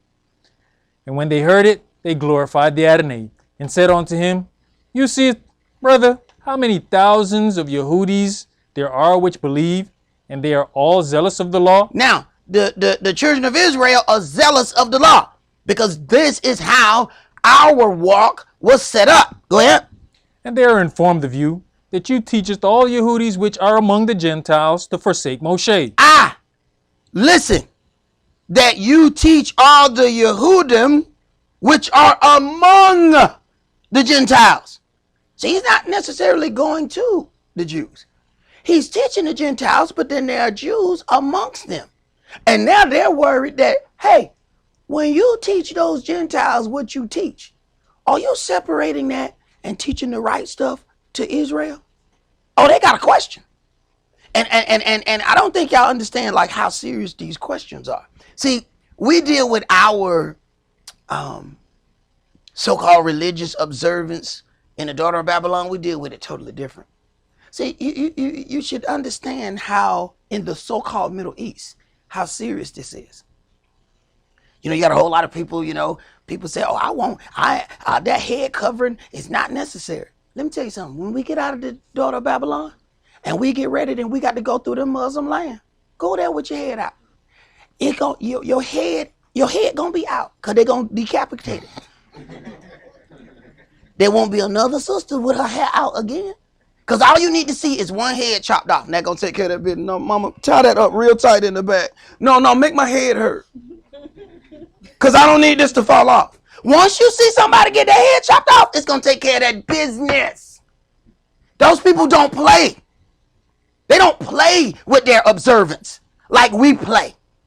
We come in and out of it. We'll deal with it a little bit. Let me tell you something. I watched a video where the Muslim dude stopped a car with an AK-47 because the sister had her little, whatever that is. She had that mother down a little bit too far. Apparently she had a sexy nose. And they said that, no, that nose sexy. You got to cover that up. So he pointed that AK-47 in there. She was like, she covered that nose. I'm sorry, I didn't mean to turn you on. You know what I'm saying? She covered that butt. The AK-47 make you change your opinion about some things. See? You talk that mess about what you gonna do. But when that AK-47 is pointed at your window, it has a tendency to make you change. I now see the light. And the light is connected to an AK-47. Right? That's going to take care of that business. Go ahead. You know, brother, we don't even have to wait for that because those people are strict about their culture. I think it was Brother Hananiah sent out a video a couple of days ago. We're up in New York, New Jersey, the MCP, the Muslim Citizen Patrol. That was the craziest thing I've seen in a while. Go ahead, bro. Where the young brother, passing a Muslim lady, decided he was going to speak to her. They came and jacked him up.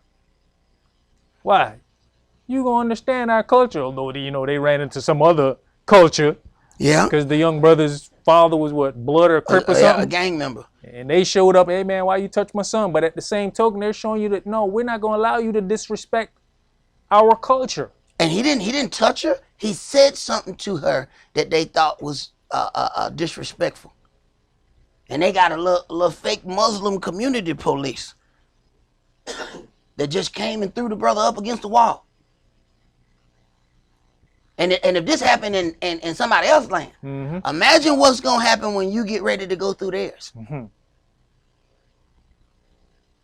Go ahead, bro. But it shows that as far as us as a people, we don't take care of our community. Because you go over in Norcross, the Asians, the Koreans, got their own patrol thing going on. And what's that Muslim Citizen Patrol supposed to do? It's supposed to be the liaison between their people and the police. You want to touch one of our people? No, you need to come talk to us. Yep. You got it. Koreans doing the same thing. Hey, you go on Beaufort Highway, bro. You see that little Mexican bus. I said, when they got their own bus? They got a bus just for them. The bus pulled up, it threw me off. Hey, man, I can't even understand the words on the bus. That's all. They let me know the bus wasn't for me. Go ahead. Saying that they ought not to circumcise their children, neither to walk after the customs. Right. So now they're very upset that he might be teaching this thing. Now you're turning Israel against the custom because you have been sent to the Euro Gentiles. So now he has to prove to them that this is not what he does. Go ahead. What is it therefore? The multitude must needs come together, for they will hear that you are come. Do therefore this that we say to you. We have 4 men which have a vow on them. Them take and purify yourself with them, and be at charge with them, that they may have that they may shave their heads, and all may know that those things whereof they were informed concerning you are nothing, but that you yourself also walk orderly and keepeth the law. As touching the Gentiles which believe, we have written and concluded that they observe no such thing, save only that they keep themselves from things offered to idols, and from blood, and from strangled, and from fornication. Then Saul took the men, and the next day purifying himself with them, entered into the temple, to signify the accomplishment of the days of purification, until that an offering should be offered for every one of them. Right. He proved after the birth, death, and resurrection of the Mashiach that he was still keeping the law. And he had to prove that he was not teaching Israel the different things when he went among the Gentiles. Yet, we have people that will then turn around and grab some of these things and attribute it all the way across the board. Now let's go to Ephesians chapter 4.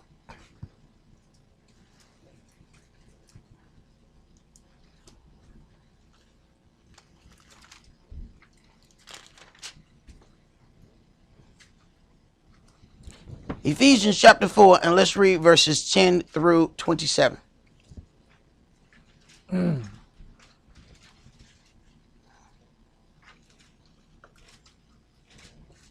Verse 10. He that descended is the same also that ascended up far above all heavens, that he might fill all things. And he gave some apostles, and some prophets, and some evangelists, and some pastors and teachers. Right. And people will then read this and say, see, this is all you can ever be in the word, because this is what it says right here in the New Testament. You can only be these things here, either apostle or prophet or evangelist or a pastor or teacher. These are the only things that you can ever be, because this is what's written in the book. Keep reading. For the perfection of the saints, for the work of the ministry, for the edifying of the body of the Mashiach, till we all come into the unity of the faith and of the knowledge of the Son of Elohim, unto a perfect man, unto the measure of the stature of the fullness of the Mashiach, that we henceforth be no more children, tossed to and fro, and carried about with every wind of doctrine, by the sleight of men and cunning craftiness, whereby they lie in wait to deceive. Right. And some of the biggest deceivers will talk about other people deceiving while they deceiving. Had a biggest smile on their face while they doing it. Go ahead. But speaking the truth in love, may grow up into him in all things, which is the head, even Yahshua, from whom the whole body fit jointly together, and compacted by that which every joint supplies, according to the effectual working in the measure of every part, maketh increase of the body unto the edifying of itself in love.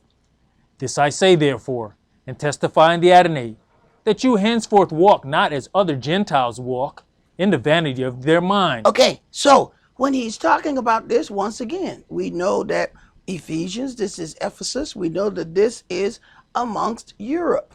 Okay, he says point blank that you walk not as other Gentiles walk. So understand who it is he's talking to. See, a whole lot of this explanation, Israel wasn't supposed to need it. We were instructed out of the law.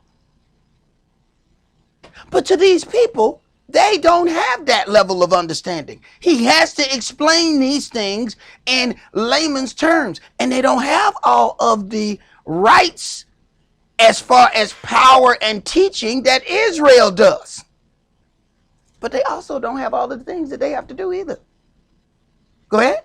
Having the understanding darkened, being alienated from the life of Elohim through the ignorance that is in them, because of the blindness of their heart. Once again, blindness of their heart, not blindness of their eyes.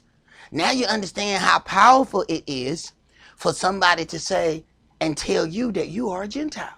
That means they can get you to walk away from all of the customs and all of those things just by clearly defining you by the wrong definition. Because it's a lighter walk for the Gentiles. But that walk gonna walk you right into the lake of fire. Because that's not your path. Go ahead. Who being past feeling have given themselves over unto lasciviousness, to work all uncleanness with greediness. But you have not so learned the Mashiach, if so be that you have heard him and have been taught by him, as the truth is in Yahshua, that you put off concerning the former conversation the old man, which is corrupt according to the deceitful lust, and be renewed in the spirit of your mind. Right. And the biggest mistake that we make is think that lust is always connected to something sexual. That is our biggest mistake. And this is the way people deal with that. There are so many things that you can lust after. And people lust after acceptance. This is why they teach strange customs. Because people will accept you when you allow them to do things that the book said they ain't got no business doing. Go ahead. And that you put on the new man, which after Elohim is created in righteousness and true holiness.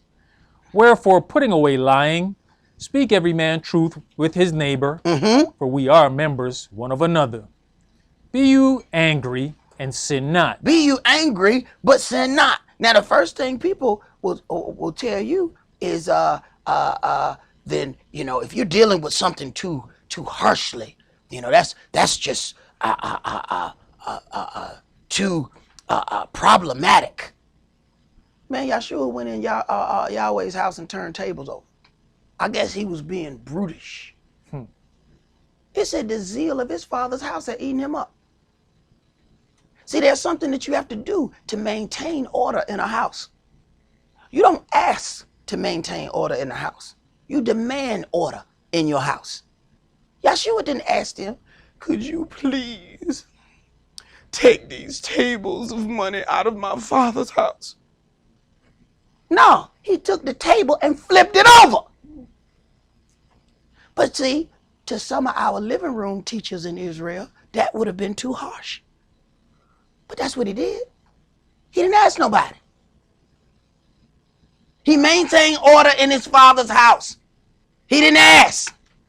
He went as one having authority. Get this out.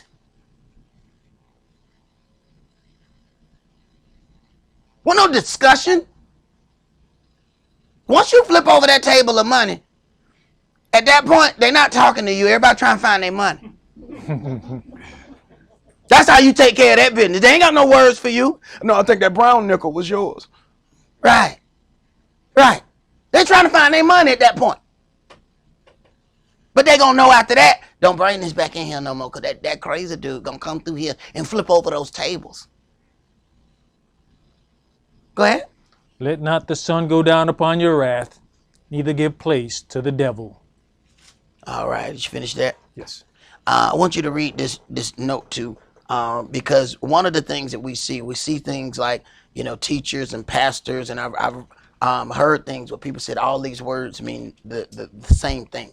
So they put all of them up. What they don't understand is the various things that were in the priesthood. So in dealing with this word pastor, we think that that's like a new term. I want you to read Jeremiah 2 and verse 8. And y'all don't have to turn to that. It's actually at the bottom of that graphic. Read this. The priest said not, where is Yahweh? And they that handled the law knew me not. The pastors also transgressed against me, and the prophets prophesied by Baal and walked after things that do not profit. Right. So a lot of times when we deal with pastors, we think that this is this new thing that came according to Ephesians and the New Testament, not understanding that this is a shepherd. That, of course, was already there. A lot of these terms are newly formed Gentile terms that we use, which is why some Hebrew organizations will not use those words at all. Christ is a Gentile word. But we know what they're talking about. So what difference do it make? Let's go to 1 Timothy chapter 3.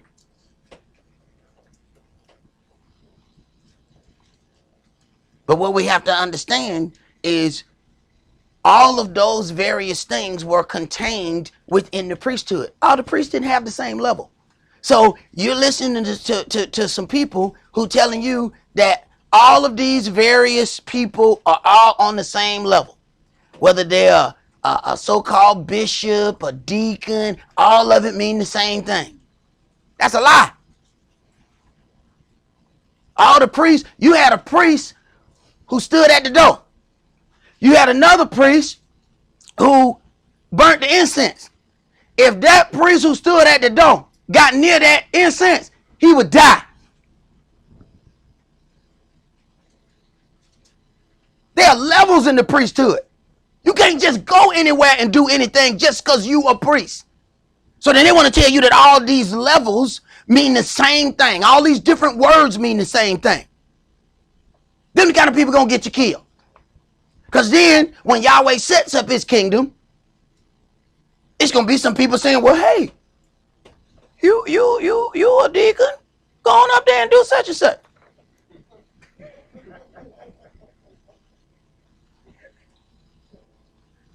Do it if you want to. We're going to carry you out of here. 1 Timothy chapter 3, and let's start that at verse 1. Wherefore, when we could no longer forbear, Okay, where you at? I'm in the wrong place. I'm in Thessalonians, not Timothy. All right, 1 Timothy chapter 3. This is a true saying. If a man desire the office of a bishop, he desires a good work. A bishop then must be blameless, the husband of one wife. Now, who is Timothy? Apostle of Saul. This is an apostle of Saul who, as he's going amongst the Gentiles, he's then setting him up to be basically his disciple. So he's working under him. Okay, go ahead. A bishop then must be blameless, the husband of one wife, vigilant, sober, of good behavior, given to hospitality, and apt to teach. Now, because Israel is instructed out of the law, we already know all that. We already know what a leader has to do. But he's got to give these things unto the Euro-Gentiles to give them some instruction.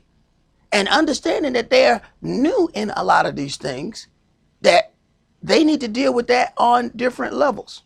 Go ahead. Not given to wine, no striker, not greedy of filthy lucre, but patient, not a brawler, not covetous. One that rules well his own house, having his children in subjection with all gravity. For if a man know not how to rule his own house, how shall he take care of the church of Elohim? Right. And do you take care of your own house with sugar kisses and champagne wishes? Does that take care of everything in your house? Will you not ever get into any altercation in your house? So how are you not going to ever get into any altercation in Yahweh's house? How will you ever be trained on dealing with any altercation in Yahweh's house if you've never had an altercation in your own?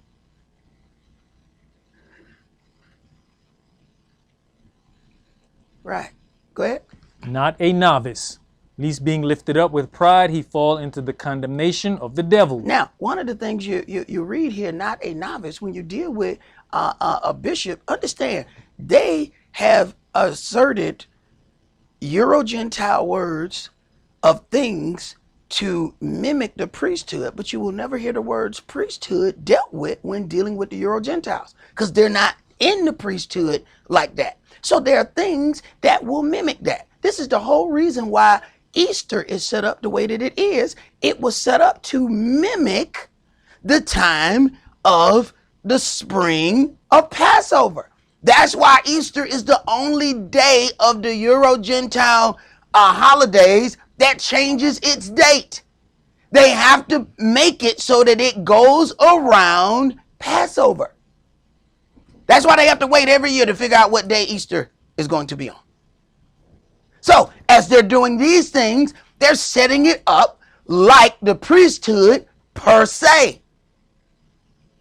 People say all these mean the same thing. They all overseers. No, man, it's a level of that.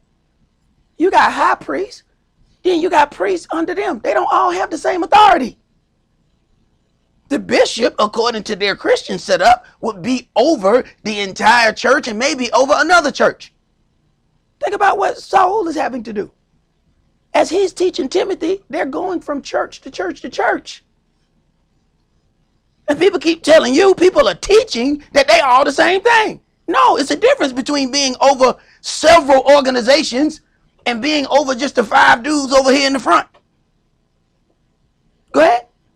Moreover, he must have a good report of them which are without, lest he fall into reproach and the snare of the devil. Likewise must the deacons be grave, not double-tongued, not given to much wine, not greedy of filthy lucre, holding the mystery of the faith in a pure conscience. And let these also first be proved, then let them use the office of a deacon, being found blameless. Even so must their wives be grave, not slanderers, sober, faithful in all things.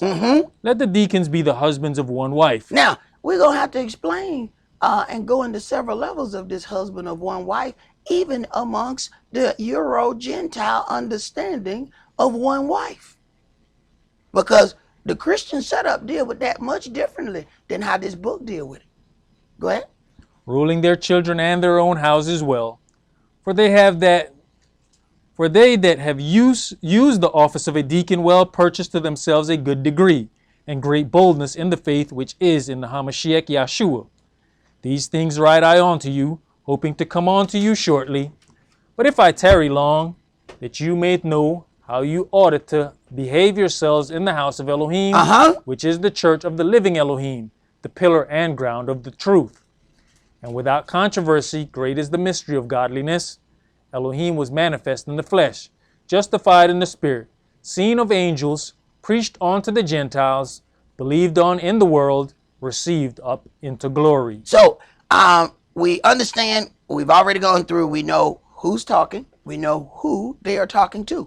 But what Israel will do was then apply every reading that they see to everybody. So now let's read these definitions. Brother, read the definition of a bishop. From G1984, Greek origin, episkope. From G1980, inspection for relief. By implication, superintendence, specifically the Christian episcopate, the office of a bishop, bishopric, visitation. Now, we have been in school. You learn certain things, especially when you get kicked out of school. You find out that there's things called the superintendent. That's after you done already got kicked out like the regular school. I ain't gonna even discuss how I know all that. But I'm just saying, there's levels of that as far as that goes. So before you get to the superintendent, that means you done already got kicked out of regular school, and then you have to go to the superintendent, which is over all of them. But understand that people telling you all of these things mean the same thing. Go to the next one. Deacon from G1247.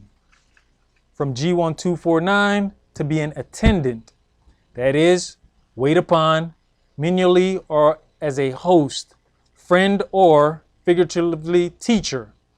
Technically, to act as a Christian deacon. Stop. Now, I just watched the video where they said both of them were the same thing. And they say they got it out of Strong's. Now, I just got this out of Strong's, and it's got the Strong's number there. Did that say the same thing to you?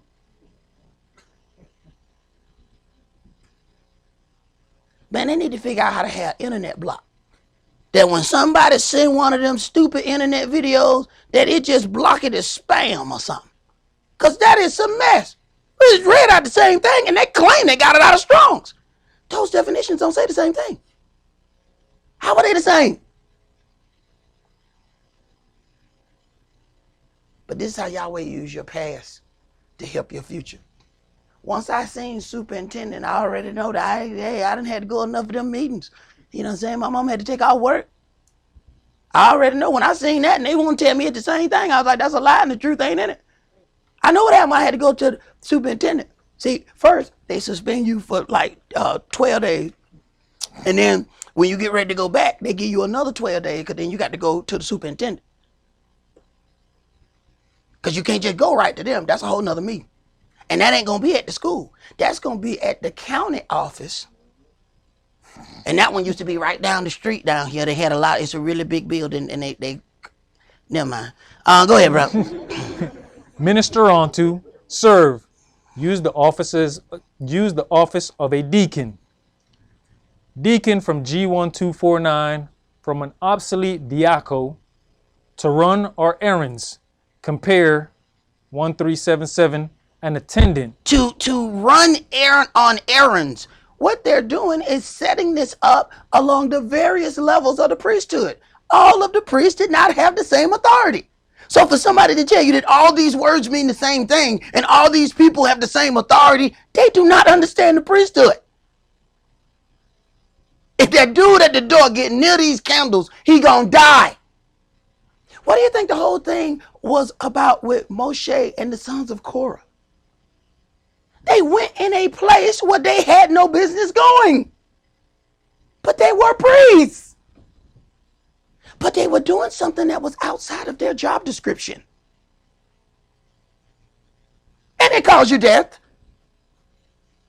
So you listen to these people and let them tell you that all this means the same thing if you want to. Go ahead. A waiter at table or in other menial duties, especially a Christian teacher and pastor, technically a deacon or deaconess. Deacon, minister, servant. Well, I mean, you have women that still dealt with the things concerning the women. They didn't rule over brothers. This is the real gray, cloudy area that you find dealing with Israel. Because, quite frankly, we are a nation full of mama's boys. Because it was a bunch of men missing from our upbringing. So now you got these men trying to lead, but they still got that man boy thing stuck in there. And you're going to have to get rid of that. That ain't going to work with Yahweh's word. Because it ain't but so far he going to be able to deal with a servant who can't serve unless his wife like it. Oh, he going to run into some problems there. That was our first problem. But we're going to get there too. Let's go to John chapter 4, because we want to first, before we get all the way into that, let's deal with the first understanding of letting these leaders be the husband of one wife. Let's deal with that part first. John 4, and let's start this at verse 13. We're going to read verses 13 through 19. Yahshua answered and said unto her, Whosoever drinks of this water shall thirst again. But whosoever drinks of the water that I shall give him shall never thirst. But the water that I shall give him shall be in him a well of water springing up into everlasting life. The woman says unto him, Sir, give me this water, that I thirst not, neither come hither to draw. Of course, he's going over the woman's head. He's talking about baptism. He's talking about entering into a covenant. And now that he's talking about entering into this agreement, I need to talk to your husband. Why? Because there's authority given unto the husband as it pertains to this covenant. He is in a covenant with her. And now that she is wanting to get into a covenant, this is not saying that everything that a woman has to do, that she has to always consult her husband. Oh, but this is a life changer. A wife can't be entering into life-changing covenants and her husband don't know nothing about it. He come home, who is this? Oh, I picked up somebody. I just said that they're going to live with us. Okay, at what point did we have this conversation? I'm sorry, when we talk about this? Who is this? Who is this? Oh, no. There's some conversation that's supposed to be had here. Yahshua won't even pass go. I want to enter into this covenant. Sounds wonderful. Where your husband at? Because this is a life-altering thing here. I'm going to need to talk to somebody before we go forward. That's decent and in order. Go ahead. Yahshua says unto her, Go call your husband and come hither. The woman answered and said, I have no husband. Yahshua said unto her, You have well said, I have no husband. For you have had 5 husbands, and he whom you now have is not your husband. In that said you truly. Right. And so we got to ask the question, what was Yahshua counting? He said, you've had 5 husbands. Now, remember now, first thing we're going back and dealing with, it says that the Christian deacons and bishops, they need to be the husband of one wife. Let me show you how Christian count. Married, divorce, married, divorce, married, divorce, still count 1. Problem. He already on number 5. She said she ain't got none. He on number 5. So there's something already wrong with the way Christian count is. Because they only count the one that's there right now. That's not what Yahshua gonna count. So how many of us walk around with a bold count in our head? Only to understand that Yahshua finna have another count when he see you. Go ahead.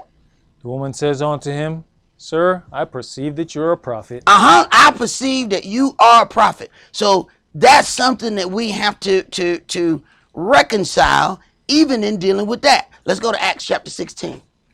Just should be what, one book over? Yep, next book over.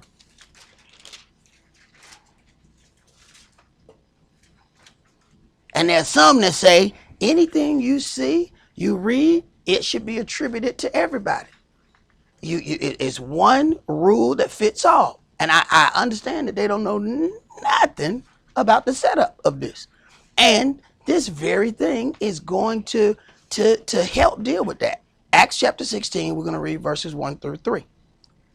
Then came he to Derbe and Lystra, and, behold, a certain disciple was there, named Timotheus, the son of a certain woman, which was a Yehudis. All right, now pay attention to this, because this right here is funny, because it deals with two things. All right, so this is Timothy, the one who we read out of, First Timothy chapter 3, this him. All right, so this Timotheus, right? Okay, the son of a certain woman, which was a Jewess. So she is of Israel. Go ahead. And believe, but his father was a Greek. His father was a Greek. So we know that the children of Israel do that. According to Jewish, he would be Jewish by his mother then. That lets you know it don't exist. It's a lie. See, sometimes you can be going into one thing and find a whole different lie. You're like, I wasn't even looking for that lie. It just deal with that right there.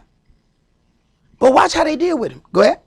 Which was well reported of by the brethren that were. Well reported of by the brethren. They all knew that his father was a Greek. Go ahead. At Lystra and Iconium. Him would Saul have to go forth with him, and took and circumcised him because of the Yehudis which were in those quarters. For they knew all that his father was a Greek. Hey, he didn't have to do circumcision. He was a Gentile.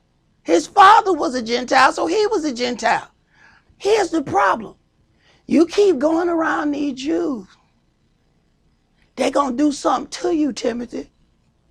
I'm going to do this to protect you. They're going to kill you. You can't go all the places I go being uncircumcised. Oh, and don't get it twisted. Our people during this time, we'll have pee-pee check. They put that sword to your neck. Let me see it. What? What? What? Let me see it.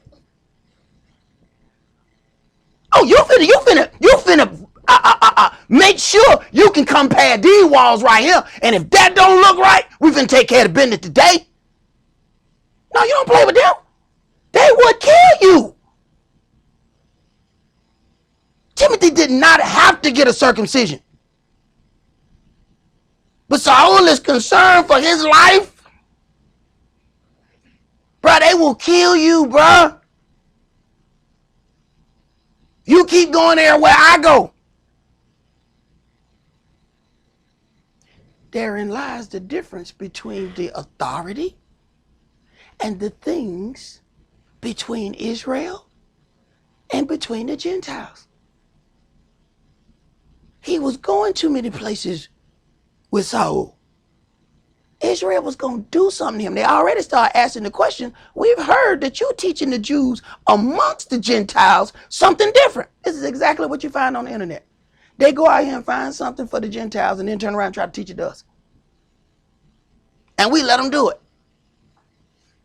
Won't make no complaint. Go ahead, bro. I was just going to say, and also with that put a whole nother weight on Timotheus, because now you're indebted to do the whole law. Exactly. But doing that out of a willing heart is an awesome sacrifice that Timotheus has now done. He has now put himself on a whole nother level.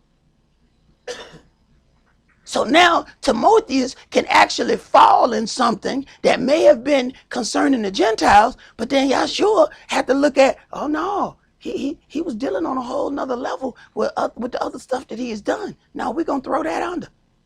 Now, I'm going to cover that. Because he made a sacrifice that he did not have to make.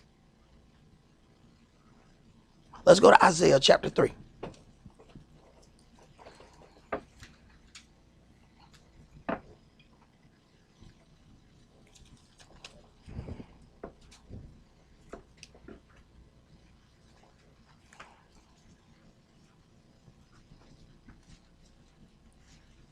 It says chapter 3 and verse 12. Now you can see if you were teaching from the privacy of your own living room with a webcam, you would not be forced to get a circumcision.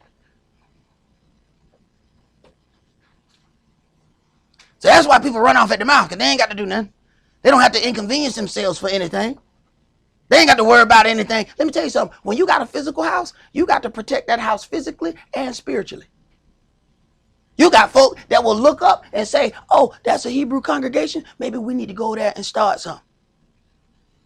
I ain't going to put everything out there, but I tell you what, they come here, they're going to get a light show.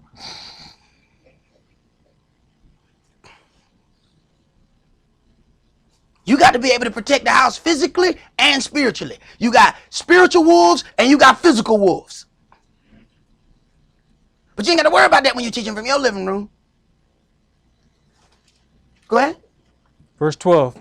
As for my people, children are their oppressors. Children are their oppressors.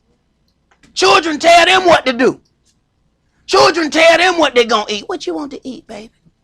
You know my mama told me what for dinner? Whatever the hell came out of her kitchen. Think you get to figure out what we going to eat? We going to eat whatever come out of the kitchen. The kids say, I don't want to eat that. Let it sit there. They going to want to eat it by 11. They don't want to eat it at 8. By 11, when their stomach go, Mama, where was that stuff you had put up? right. Now you hungry enough. Go ahead. And women rule over them. And women rule over them. This is why certain people cannot teach the truth. Because they're worrying about whether or not it's going to be accepted in their house or not. Go ahead.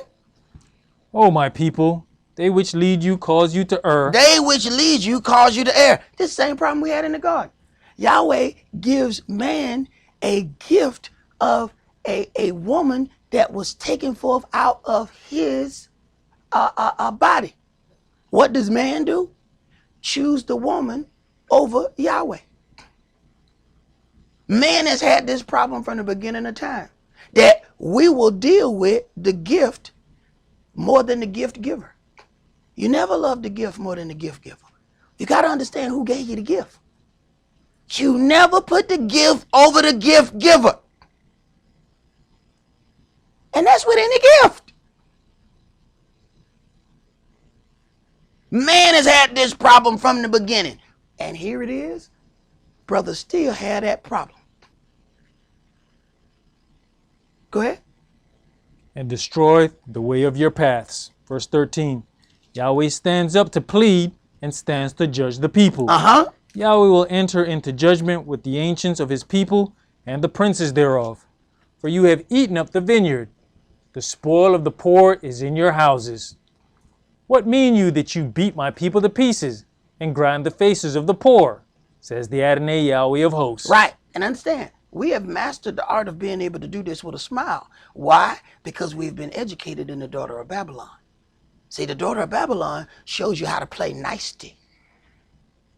It look nice and nasty, all mixed together. It's nicety. Go ahead.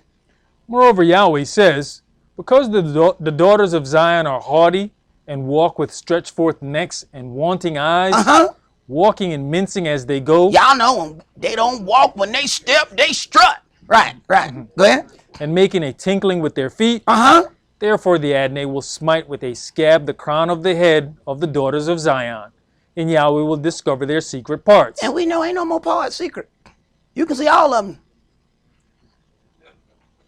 There ain't no more secret parts. Go ahead. In that day the Adonai will take away the bravery of their tinkling ornaments about their feet, and their cowls, and their round tires like the moon. And understand, This is dealing with the children of Israel, but this is also about the judgment that has been placed upon our people. When you look at how they set up slavery, they would purposely put the woman in control to demean the rulership of the man. That was purposely done. You could find the old insurance company man. He wouldn't even talk to the man. He came by and he always dealt with the woman.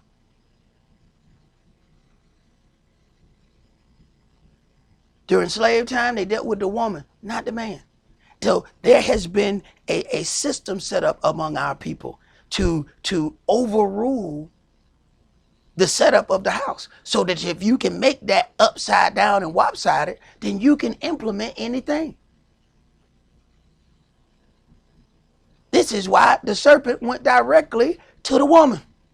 He knew who the authority was. He knew who was giving the commandment. He didn't go to him. He went to her. I'm going to go to her and I'm going to deal with her emotion. And once I deal with her, he loved her so much, he going to do whatever she want to do. Let's eat from the tree. Whatever you want to do, baby. I know you always say don't do it, but I mean, you made it look good. How you do that? You cook it? What you do? Right.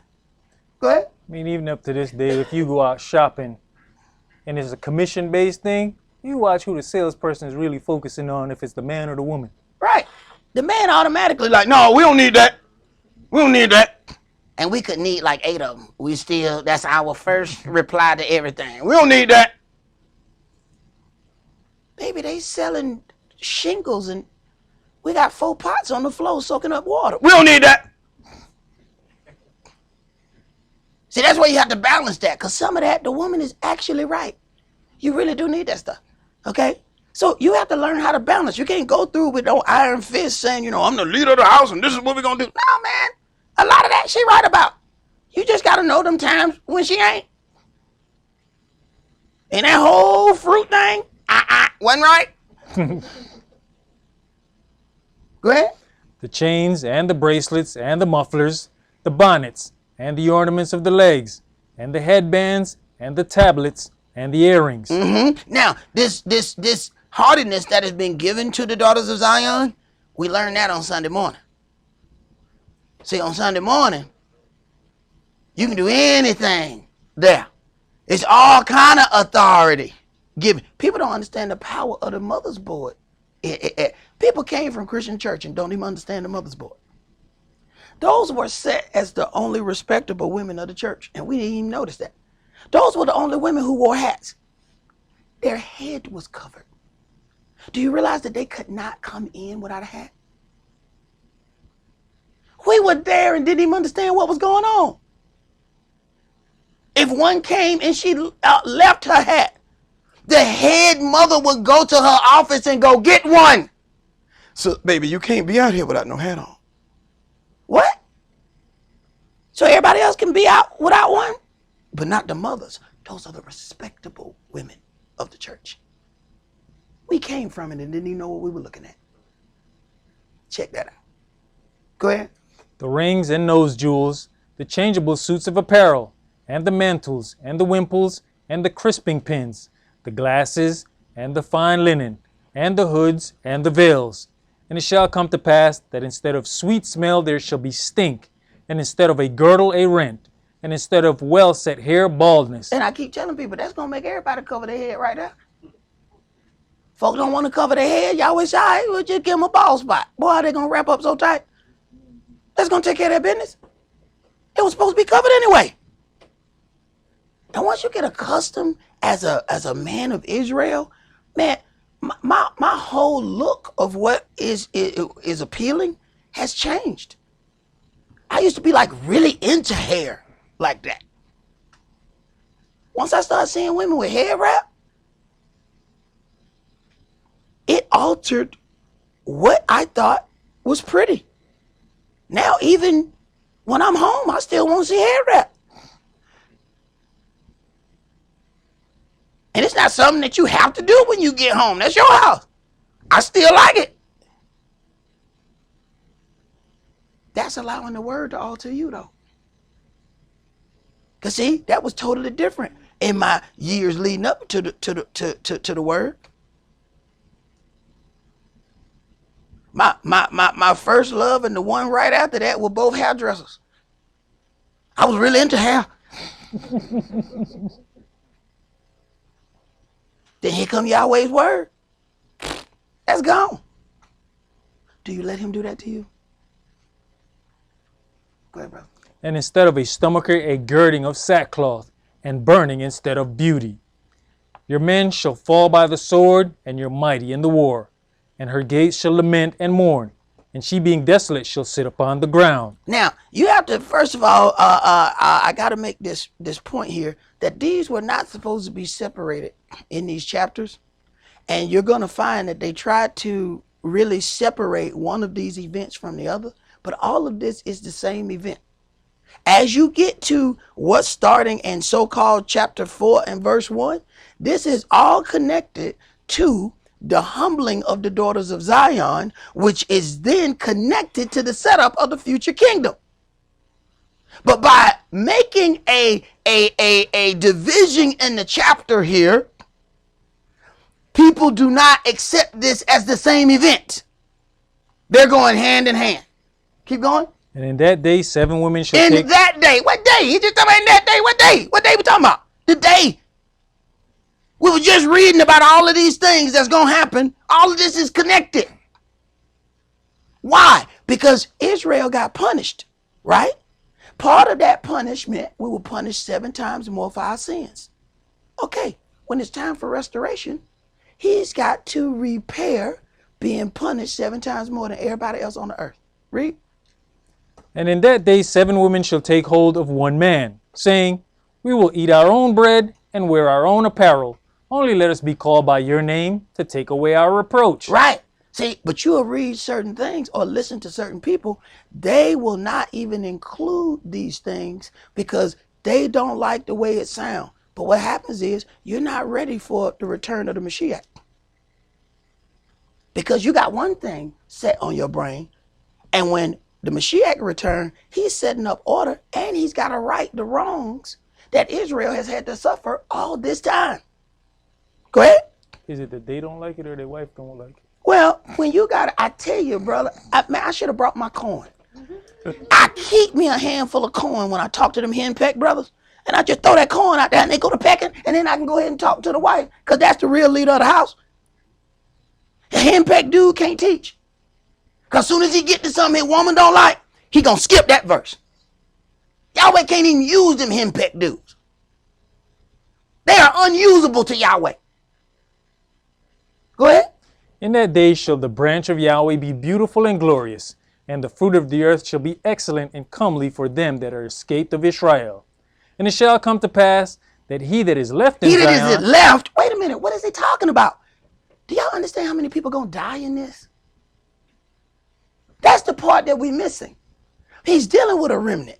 Now it's time to reproduce in a major way. That's why you don't need everybody. Go ahead. And he that remaineth in Jerusalem shall be called holy, even every one that is written among the living in Jerusalem. All you got to do at that time is be living and you holy. Think about that according to today's standard. How many people you got to go through to get to somebody holy? Do you understand how many people going to die? That all you got to do is be living. You be like, there go a holy brother right there. There go a holy sister. How you know they're holy? Because they're alive. All you got to do is make it. All you got to do is stay alive. And you are amongst the holy. Because he's killing everything else. But we ready to hug and be in love. And he coming back killing. Go ahead. When the Adonai shall have washed away the filth of the daughters of Zion, and shall have purged the blood of Jerusalem from the midst thereof by the spirit of judgment and by the spirit of burning. Now, please don't get it twisted and think that, it's just a lot of sisters that's going to die. Understand, it's just way more sisters than it is men. Always have been. Okay? So, a lot of men, when it says he's going to do all of these things to the head of the daughters of Zion, the head is their men. So don't get it twisted. A whole lot of us gonna die too. But the numbers of women versus men has always been higher. So you talking about 25 to 1. Think about how many women are gonna die more than men. That is not something that we even consider. Go ahead. And Yahweh will create upon every dwelling place of Mount Zion and upon her assemblies a cloud and smoke by day, and the shining of a flame fire by night. For upon all the glory shall be a defense. And there shall be a tabernacle for a shadow in the daytime from the heat, and for a place of refuge, and for a covert from storm and from rain. All right. Now let's go to 1 Corinthians chapter 14.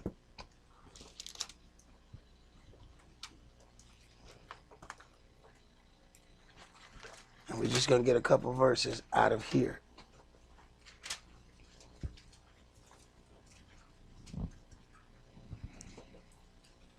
First Corinthians chapter 14, and let's read, start at verse 33. Verse 33.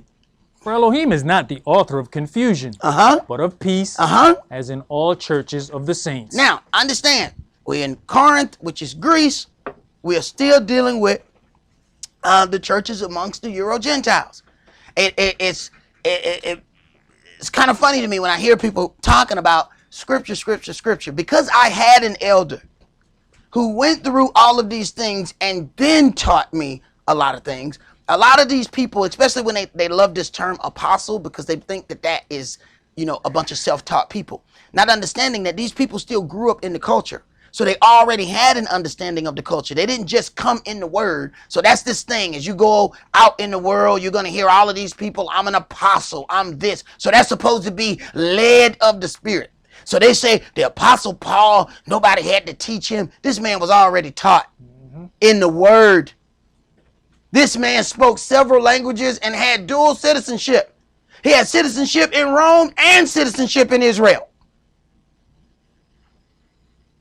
So this whole self-taught thing is a lie. What he didn't, he was a Pharisee. Pharisees are taught the law. So he understood the law up and down. That's why he couldn't deal with Yahshua. So Yahshua had to appear unto him in a vision. Then he changed his focus. But don't get it twisted. He was highly educated. They asked him questions. Are you not that Egyptian? How you speak? Can you speak Greek? What? How you not? Right. And he said he was born with that. Same way, if one of the Hispanics come over here and they give birth to a child, that child has citizenship here because it was born here. Go ahead. Even the boasting of being self-taught is not something that he himself even done. He lets you know where he learned, what he learned. Exactly.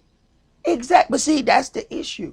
We go out listening to people and we assume their learning or their teaching ability based on how they look.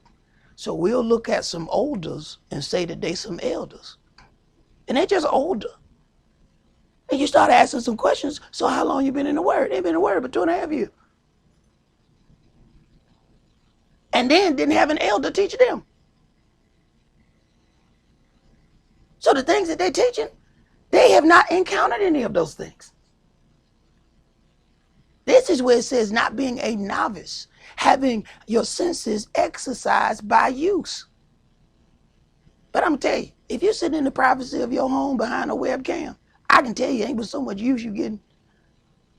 Because I don't know how the hell you're going to have them senses exercised. Ain't nobody in there.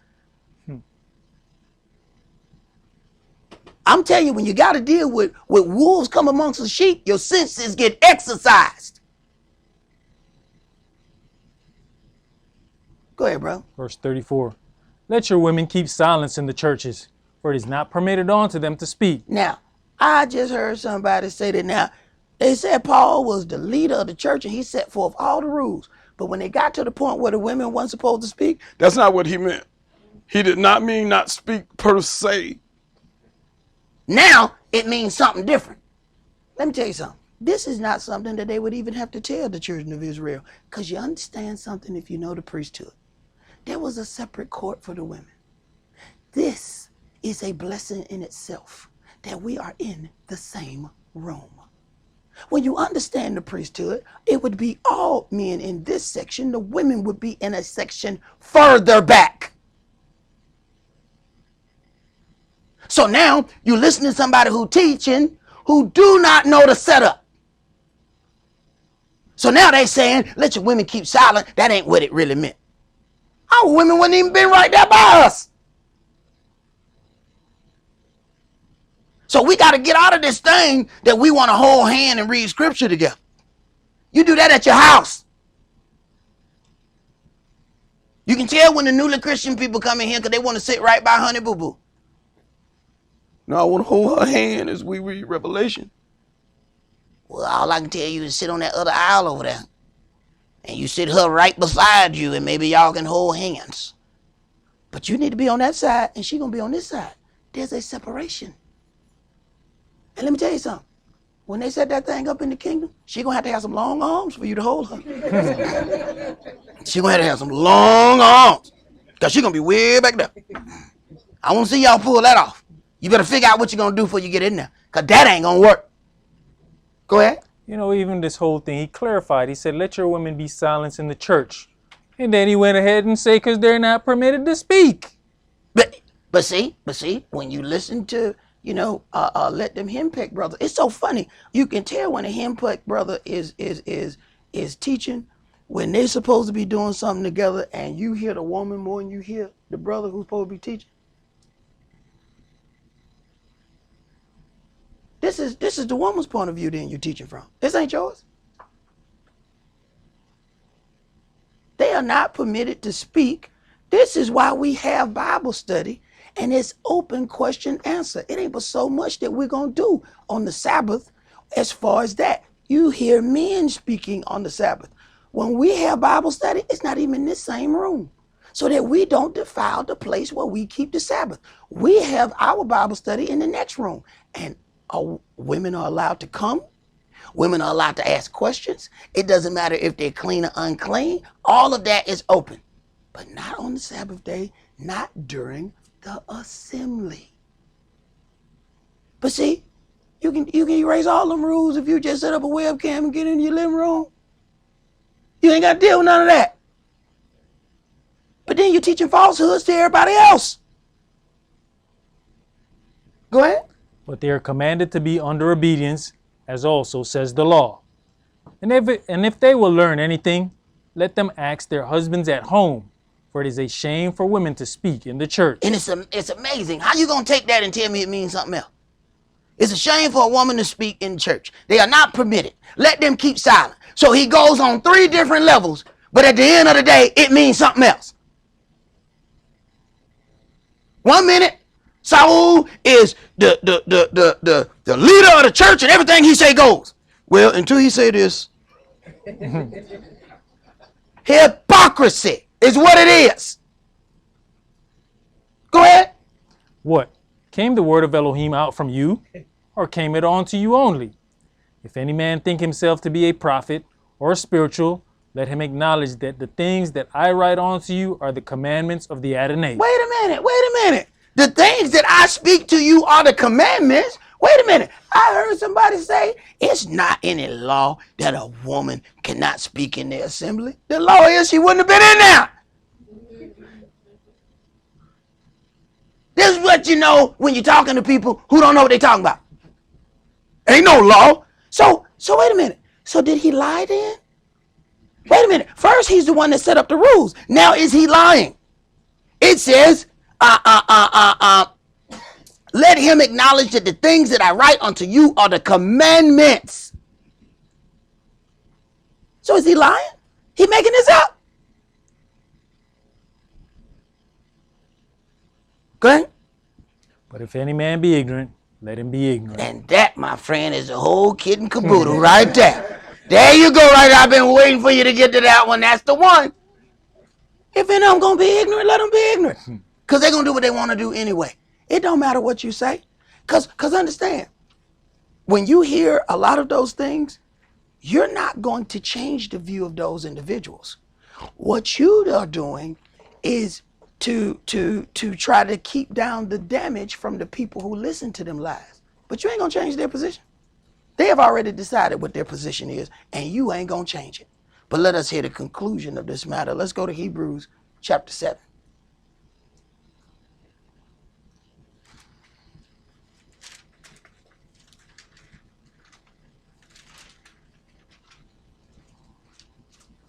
Hebrews chapter 7. And we're going to start that at verse 11.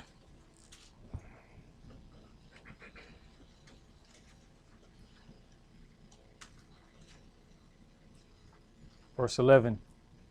If therefore perfection were by the Levitical priesthood, for under it the people received the law, what further need was there that another priest should arise after the order of Melchizedek? Right. So now when you start hearing words like priest and priesthood, you're going to hear them in Hebrews and in 1 Peter. What are those? Writings that are not directed toward the Gentiles. But people are trying to give instructions to the children of Israel out of writings specifically made for the Euro-Gentiles. Right. Read. And not be called after the order of Aaron. For the priesthood being changed, there is made of necessity a change also of the law. Another thing you start hearing when we're dealing with the children of Israel. Law, change, priesthood. Not once did you hear Paul talk about priesthood. Why? It didn't affect them. It wasn't nothing that they were going to have to deal with. Nothing that they could actually get into. No need of mentioning it to them. Yet when Cephas taught, yet when things are directed toward the Hebrews, now you start hearing word like priesthood. Go ahead. For he of whom these things are spoken pertains to another tribe, of which no man gave attendance at the altar. For it is evident that our Adonai sprang out of Yehuda, of which tribe Moshe spake nothing concerning priesthood. And it is yet far more evident, for that after the similitude of Melchizedek there arised another priest, who was made not after the law of a carnal commandment, but after the power of an endless life. So now, not only are we dealing with priesthood, now we're dealing with a high priest. This is what Yeshua is to us. So you have to ask yourself, the setup was made for the Euro-Gentiles, and you had bishop, pastor, deacon, all of that, right? And they said all of them mean the same thing. Now you have Yeshua as a high priest. Does everybody have the same authority that Yeshua has? Make that mistake, you're going to die. Understand there's certain things you need to know. It talks about head covering. The high priest has two head coverings. The high priest don't uncover his head. We uncover our head to pray. Which one of y'all gonna walk up to Yeshua and tell him to uncover his head because we about to pray? High priest don't remove his head covering, ever. So the one of you that do it, no, I'm gonna be right there. Yeshua, I ain't had nothing to do with that. I had told them what had happened was, Leave me out of that. Leave me out of that. But go ahead with your bad self. Go on and tell him. Take his head covering off. But see, that's the difference between knowing the order of the Gentiles and knowing the things of the priesthood. Run up on Yeshua and tell him to take that covering off. Go ahead. Go ahead, bro. Verse 17. For he testifies, you are a priest forever after the order of Melchizedek. For there is verily a disannulling of the commandment going before for the weakness and unprofitableness thereof. For the law made nothing perfect, but the bringing in of a better hope did, by the which we draw near unto Elohim.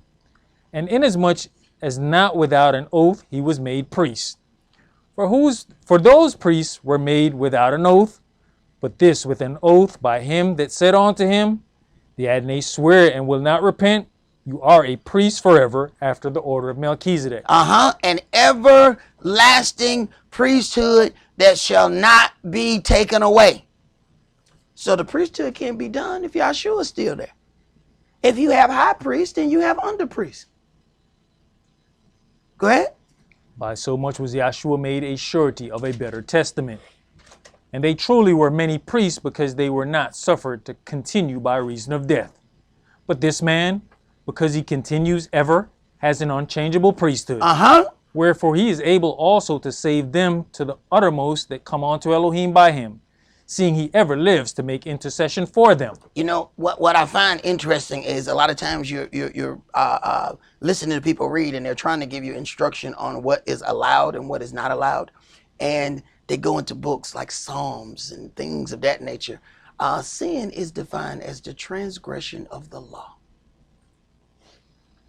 So for it to be given as sin, that means it has to be a law somewhere listed against that particular thing. So when somebody decides to convince you of a sin that they found in Psalms, you do know that Psalms are songs and poetry, right? So are you convincing me of sin by a song? Do you know how stupid that is? So why do you allow people to do it? Go ahead. For such an high priest became us, who is holy, harmless, undefiled, separate from sinners, and made higher than the heavens, who needs not daily, as those high priests, to offer up sacrifice, first for his own sins, and then for the people's. For this he did once, when he offered up himself. For the law makes men high priests which have infirmity, but the word of the oath, which was since the law, makes the Son, who is consecrated forevermore. For the law makes men high priests which have infirmity. See, this is where you have a problem with them people that say, I don't trust man. Yahweh used man for everything. He created man. But all we got to do is find one problem that we don't like, and then we ready to not deal with man. That's what Yahweh made man for.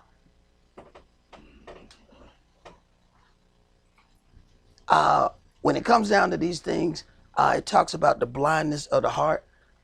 We have to have ourselves exercised in this word so that we do not develop a blind heart. A blind heart can read many things over and over. But if that heart is already blinded as to how it wants to deal with certain things and accept certain things, then it's never going to be able to have a renewed mind in the spirit as Yahweh is attempting to direct it. But that's all that we're going to do for today. Remember the Sabbath to keep it holy. Shabbat shalom. Shabbat shalom.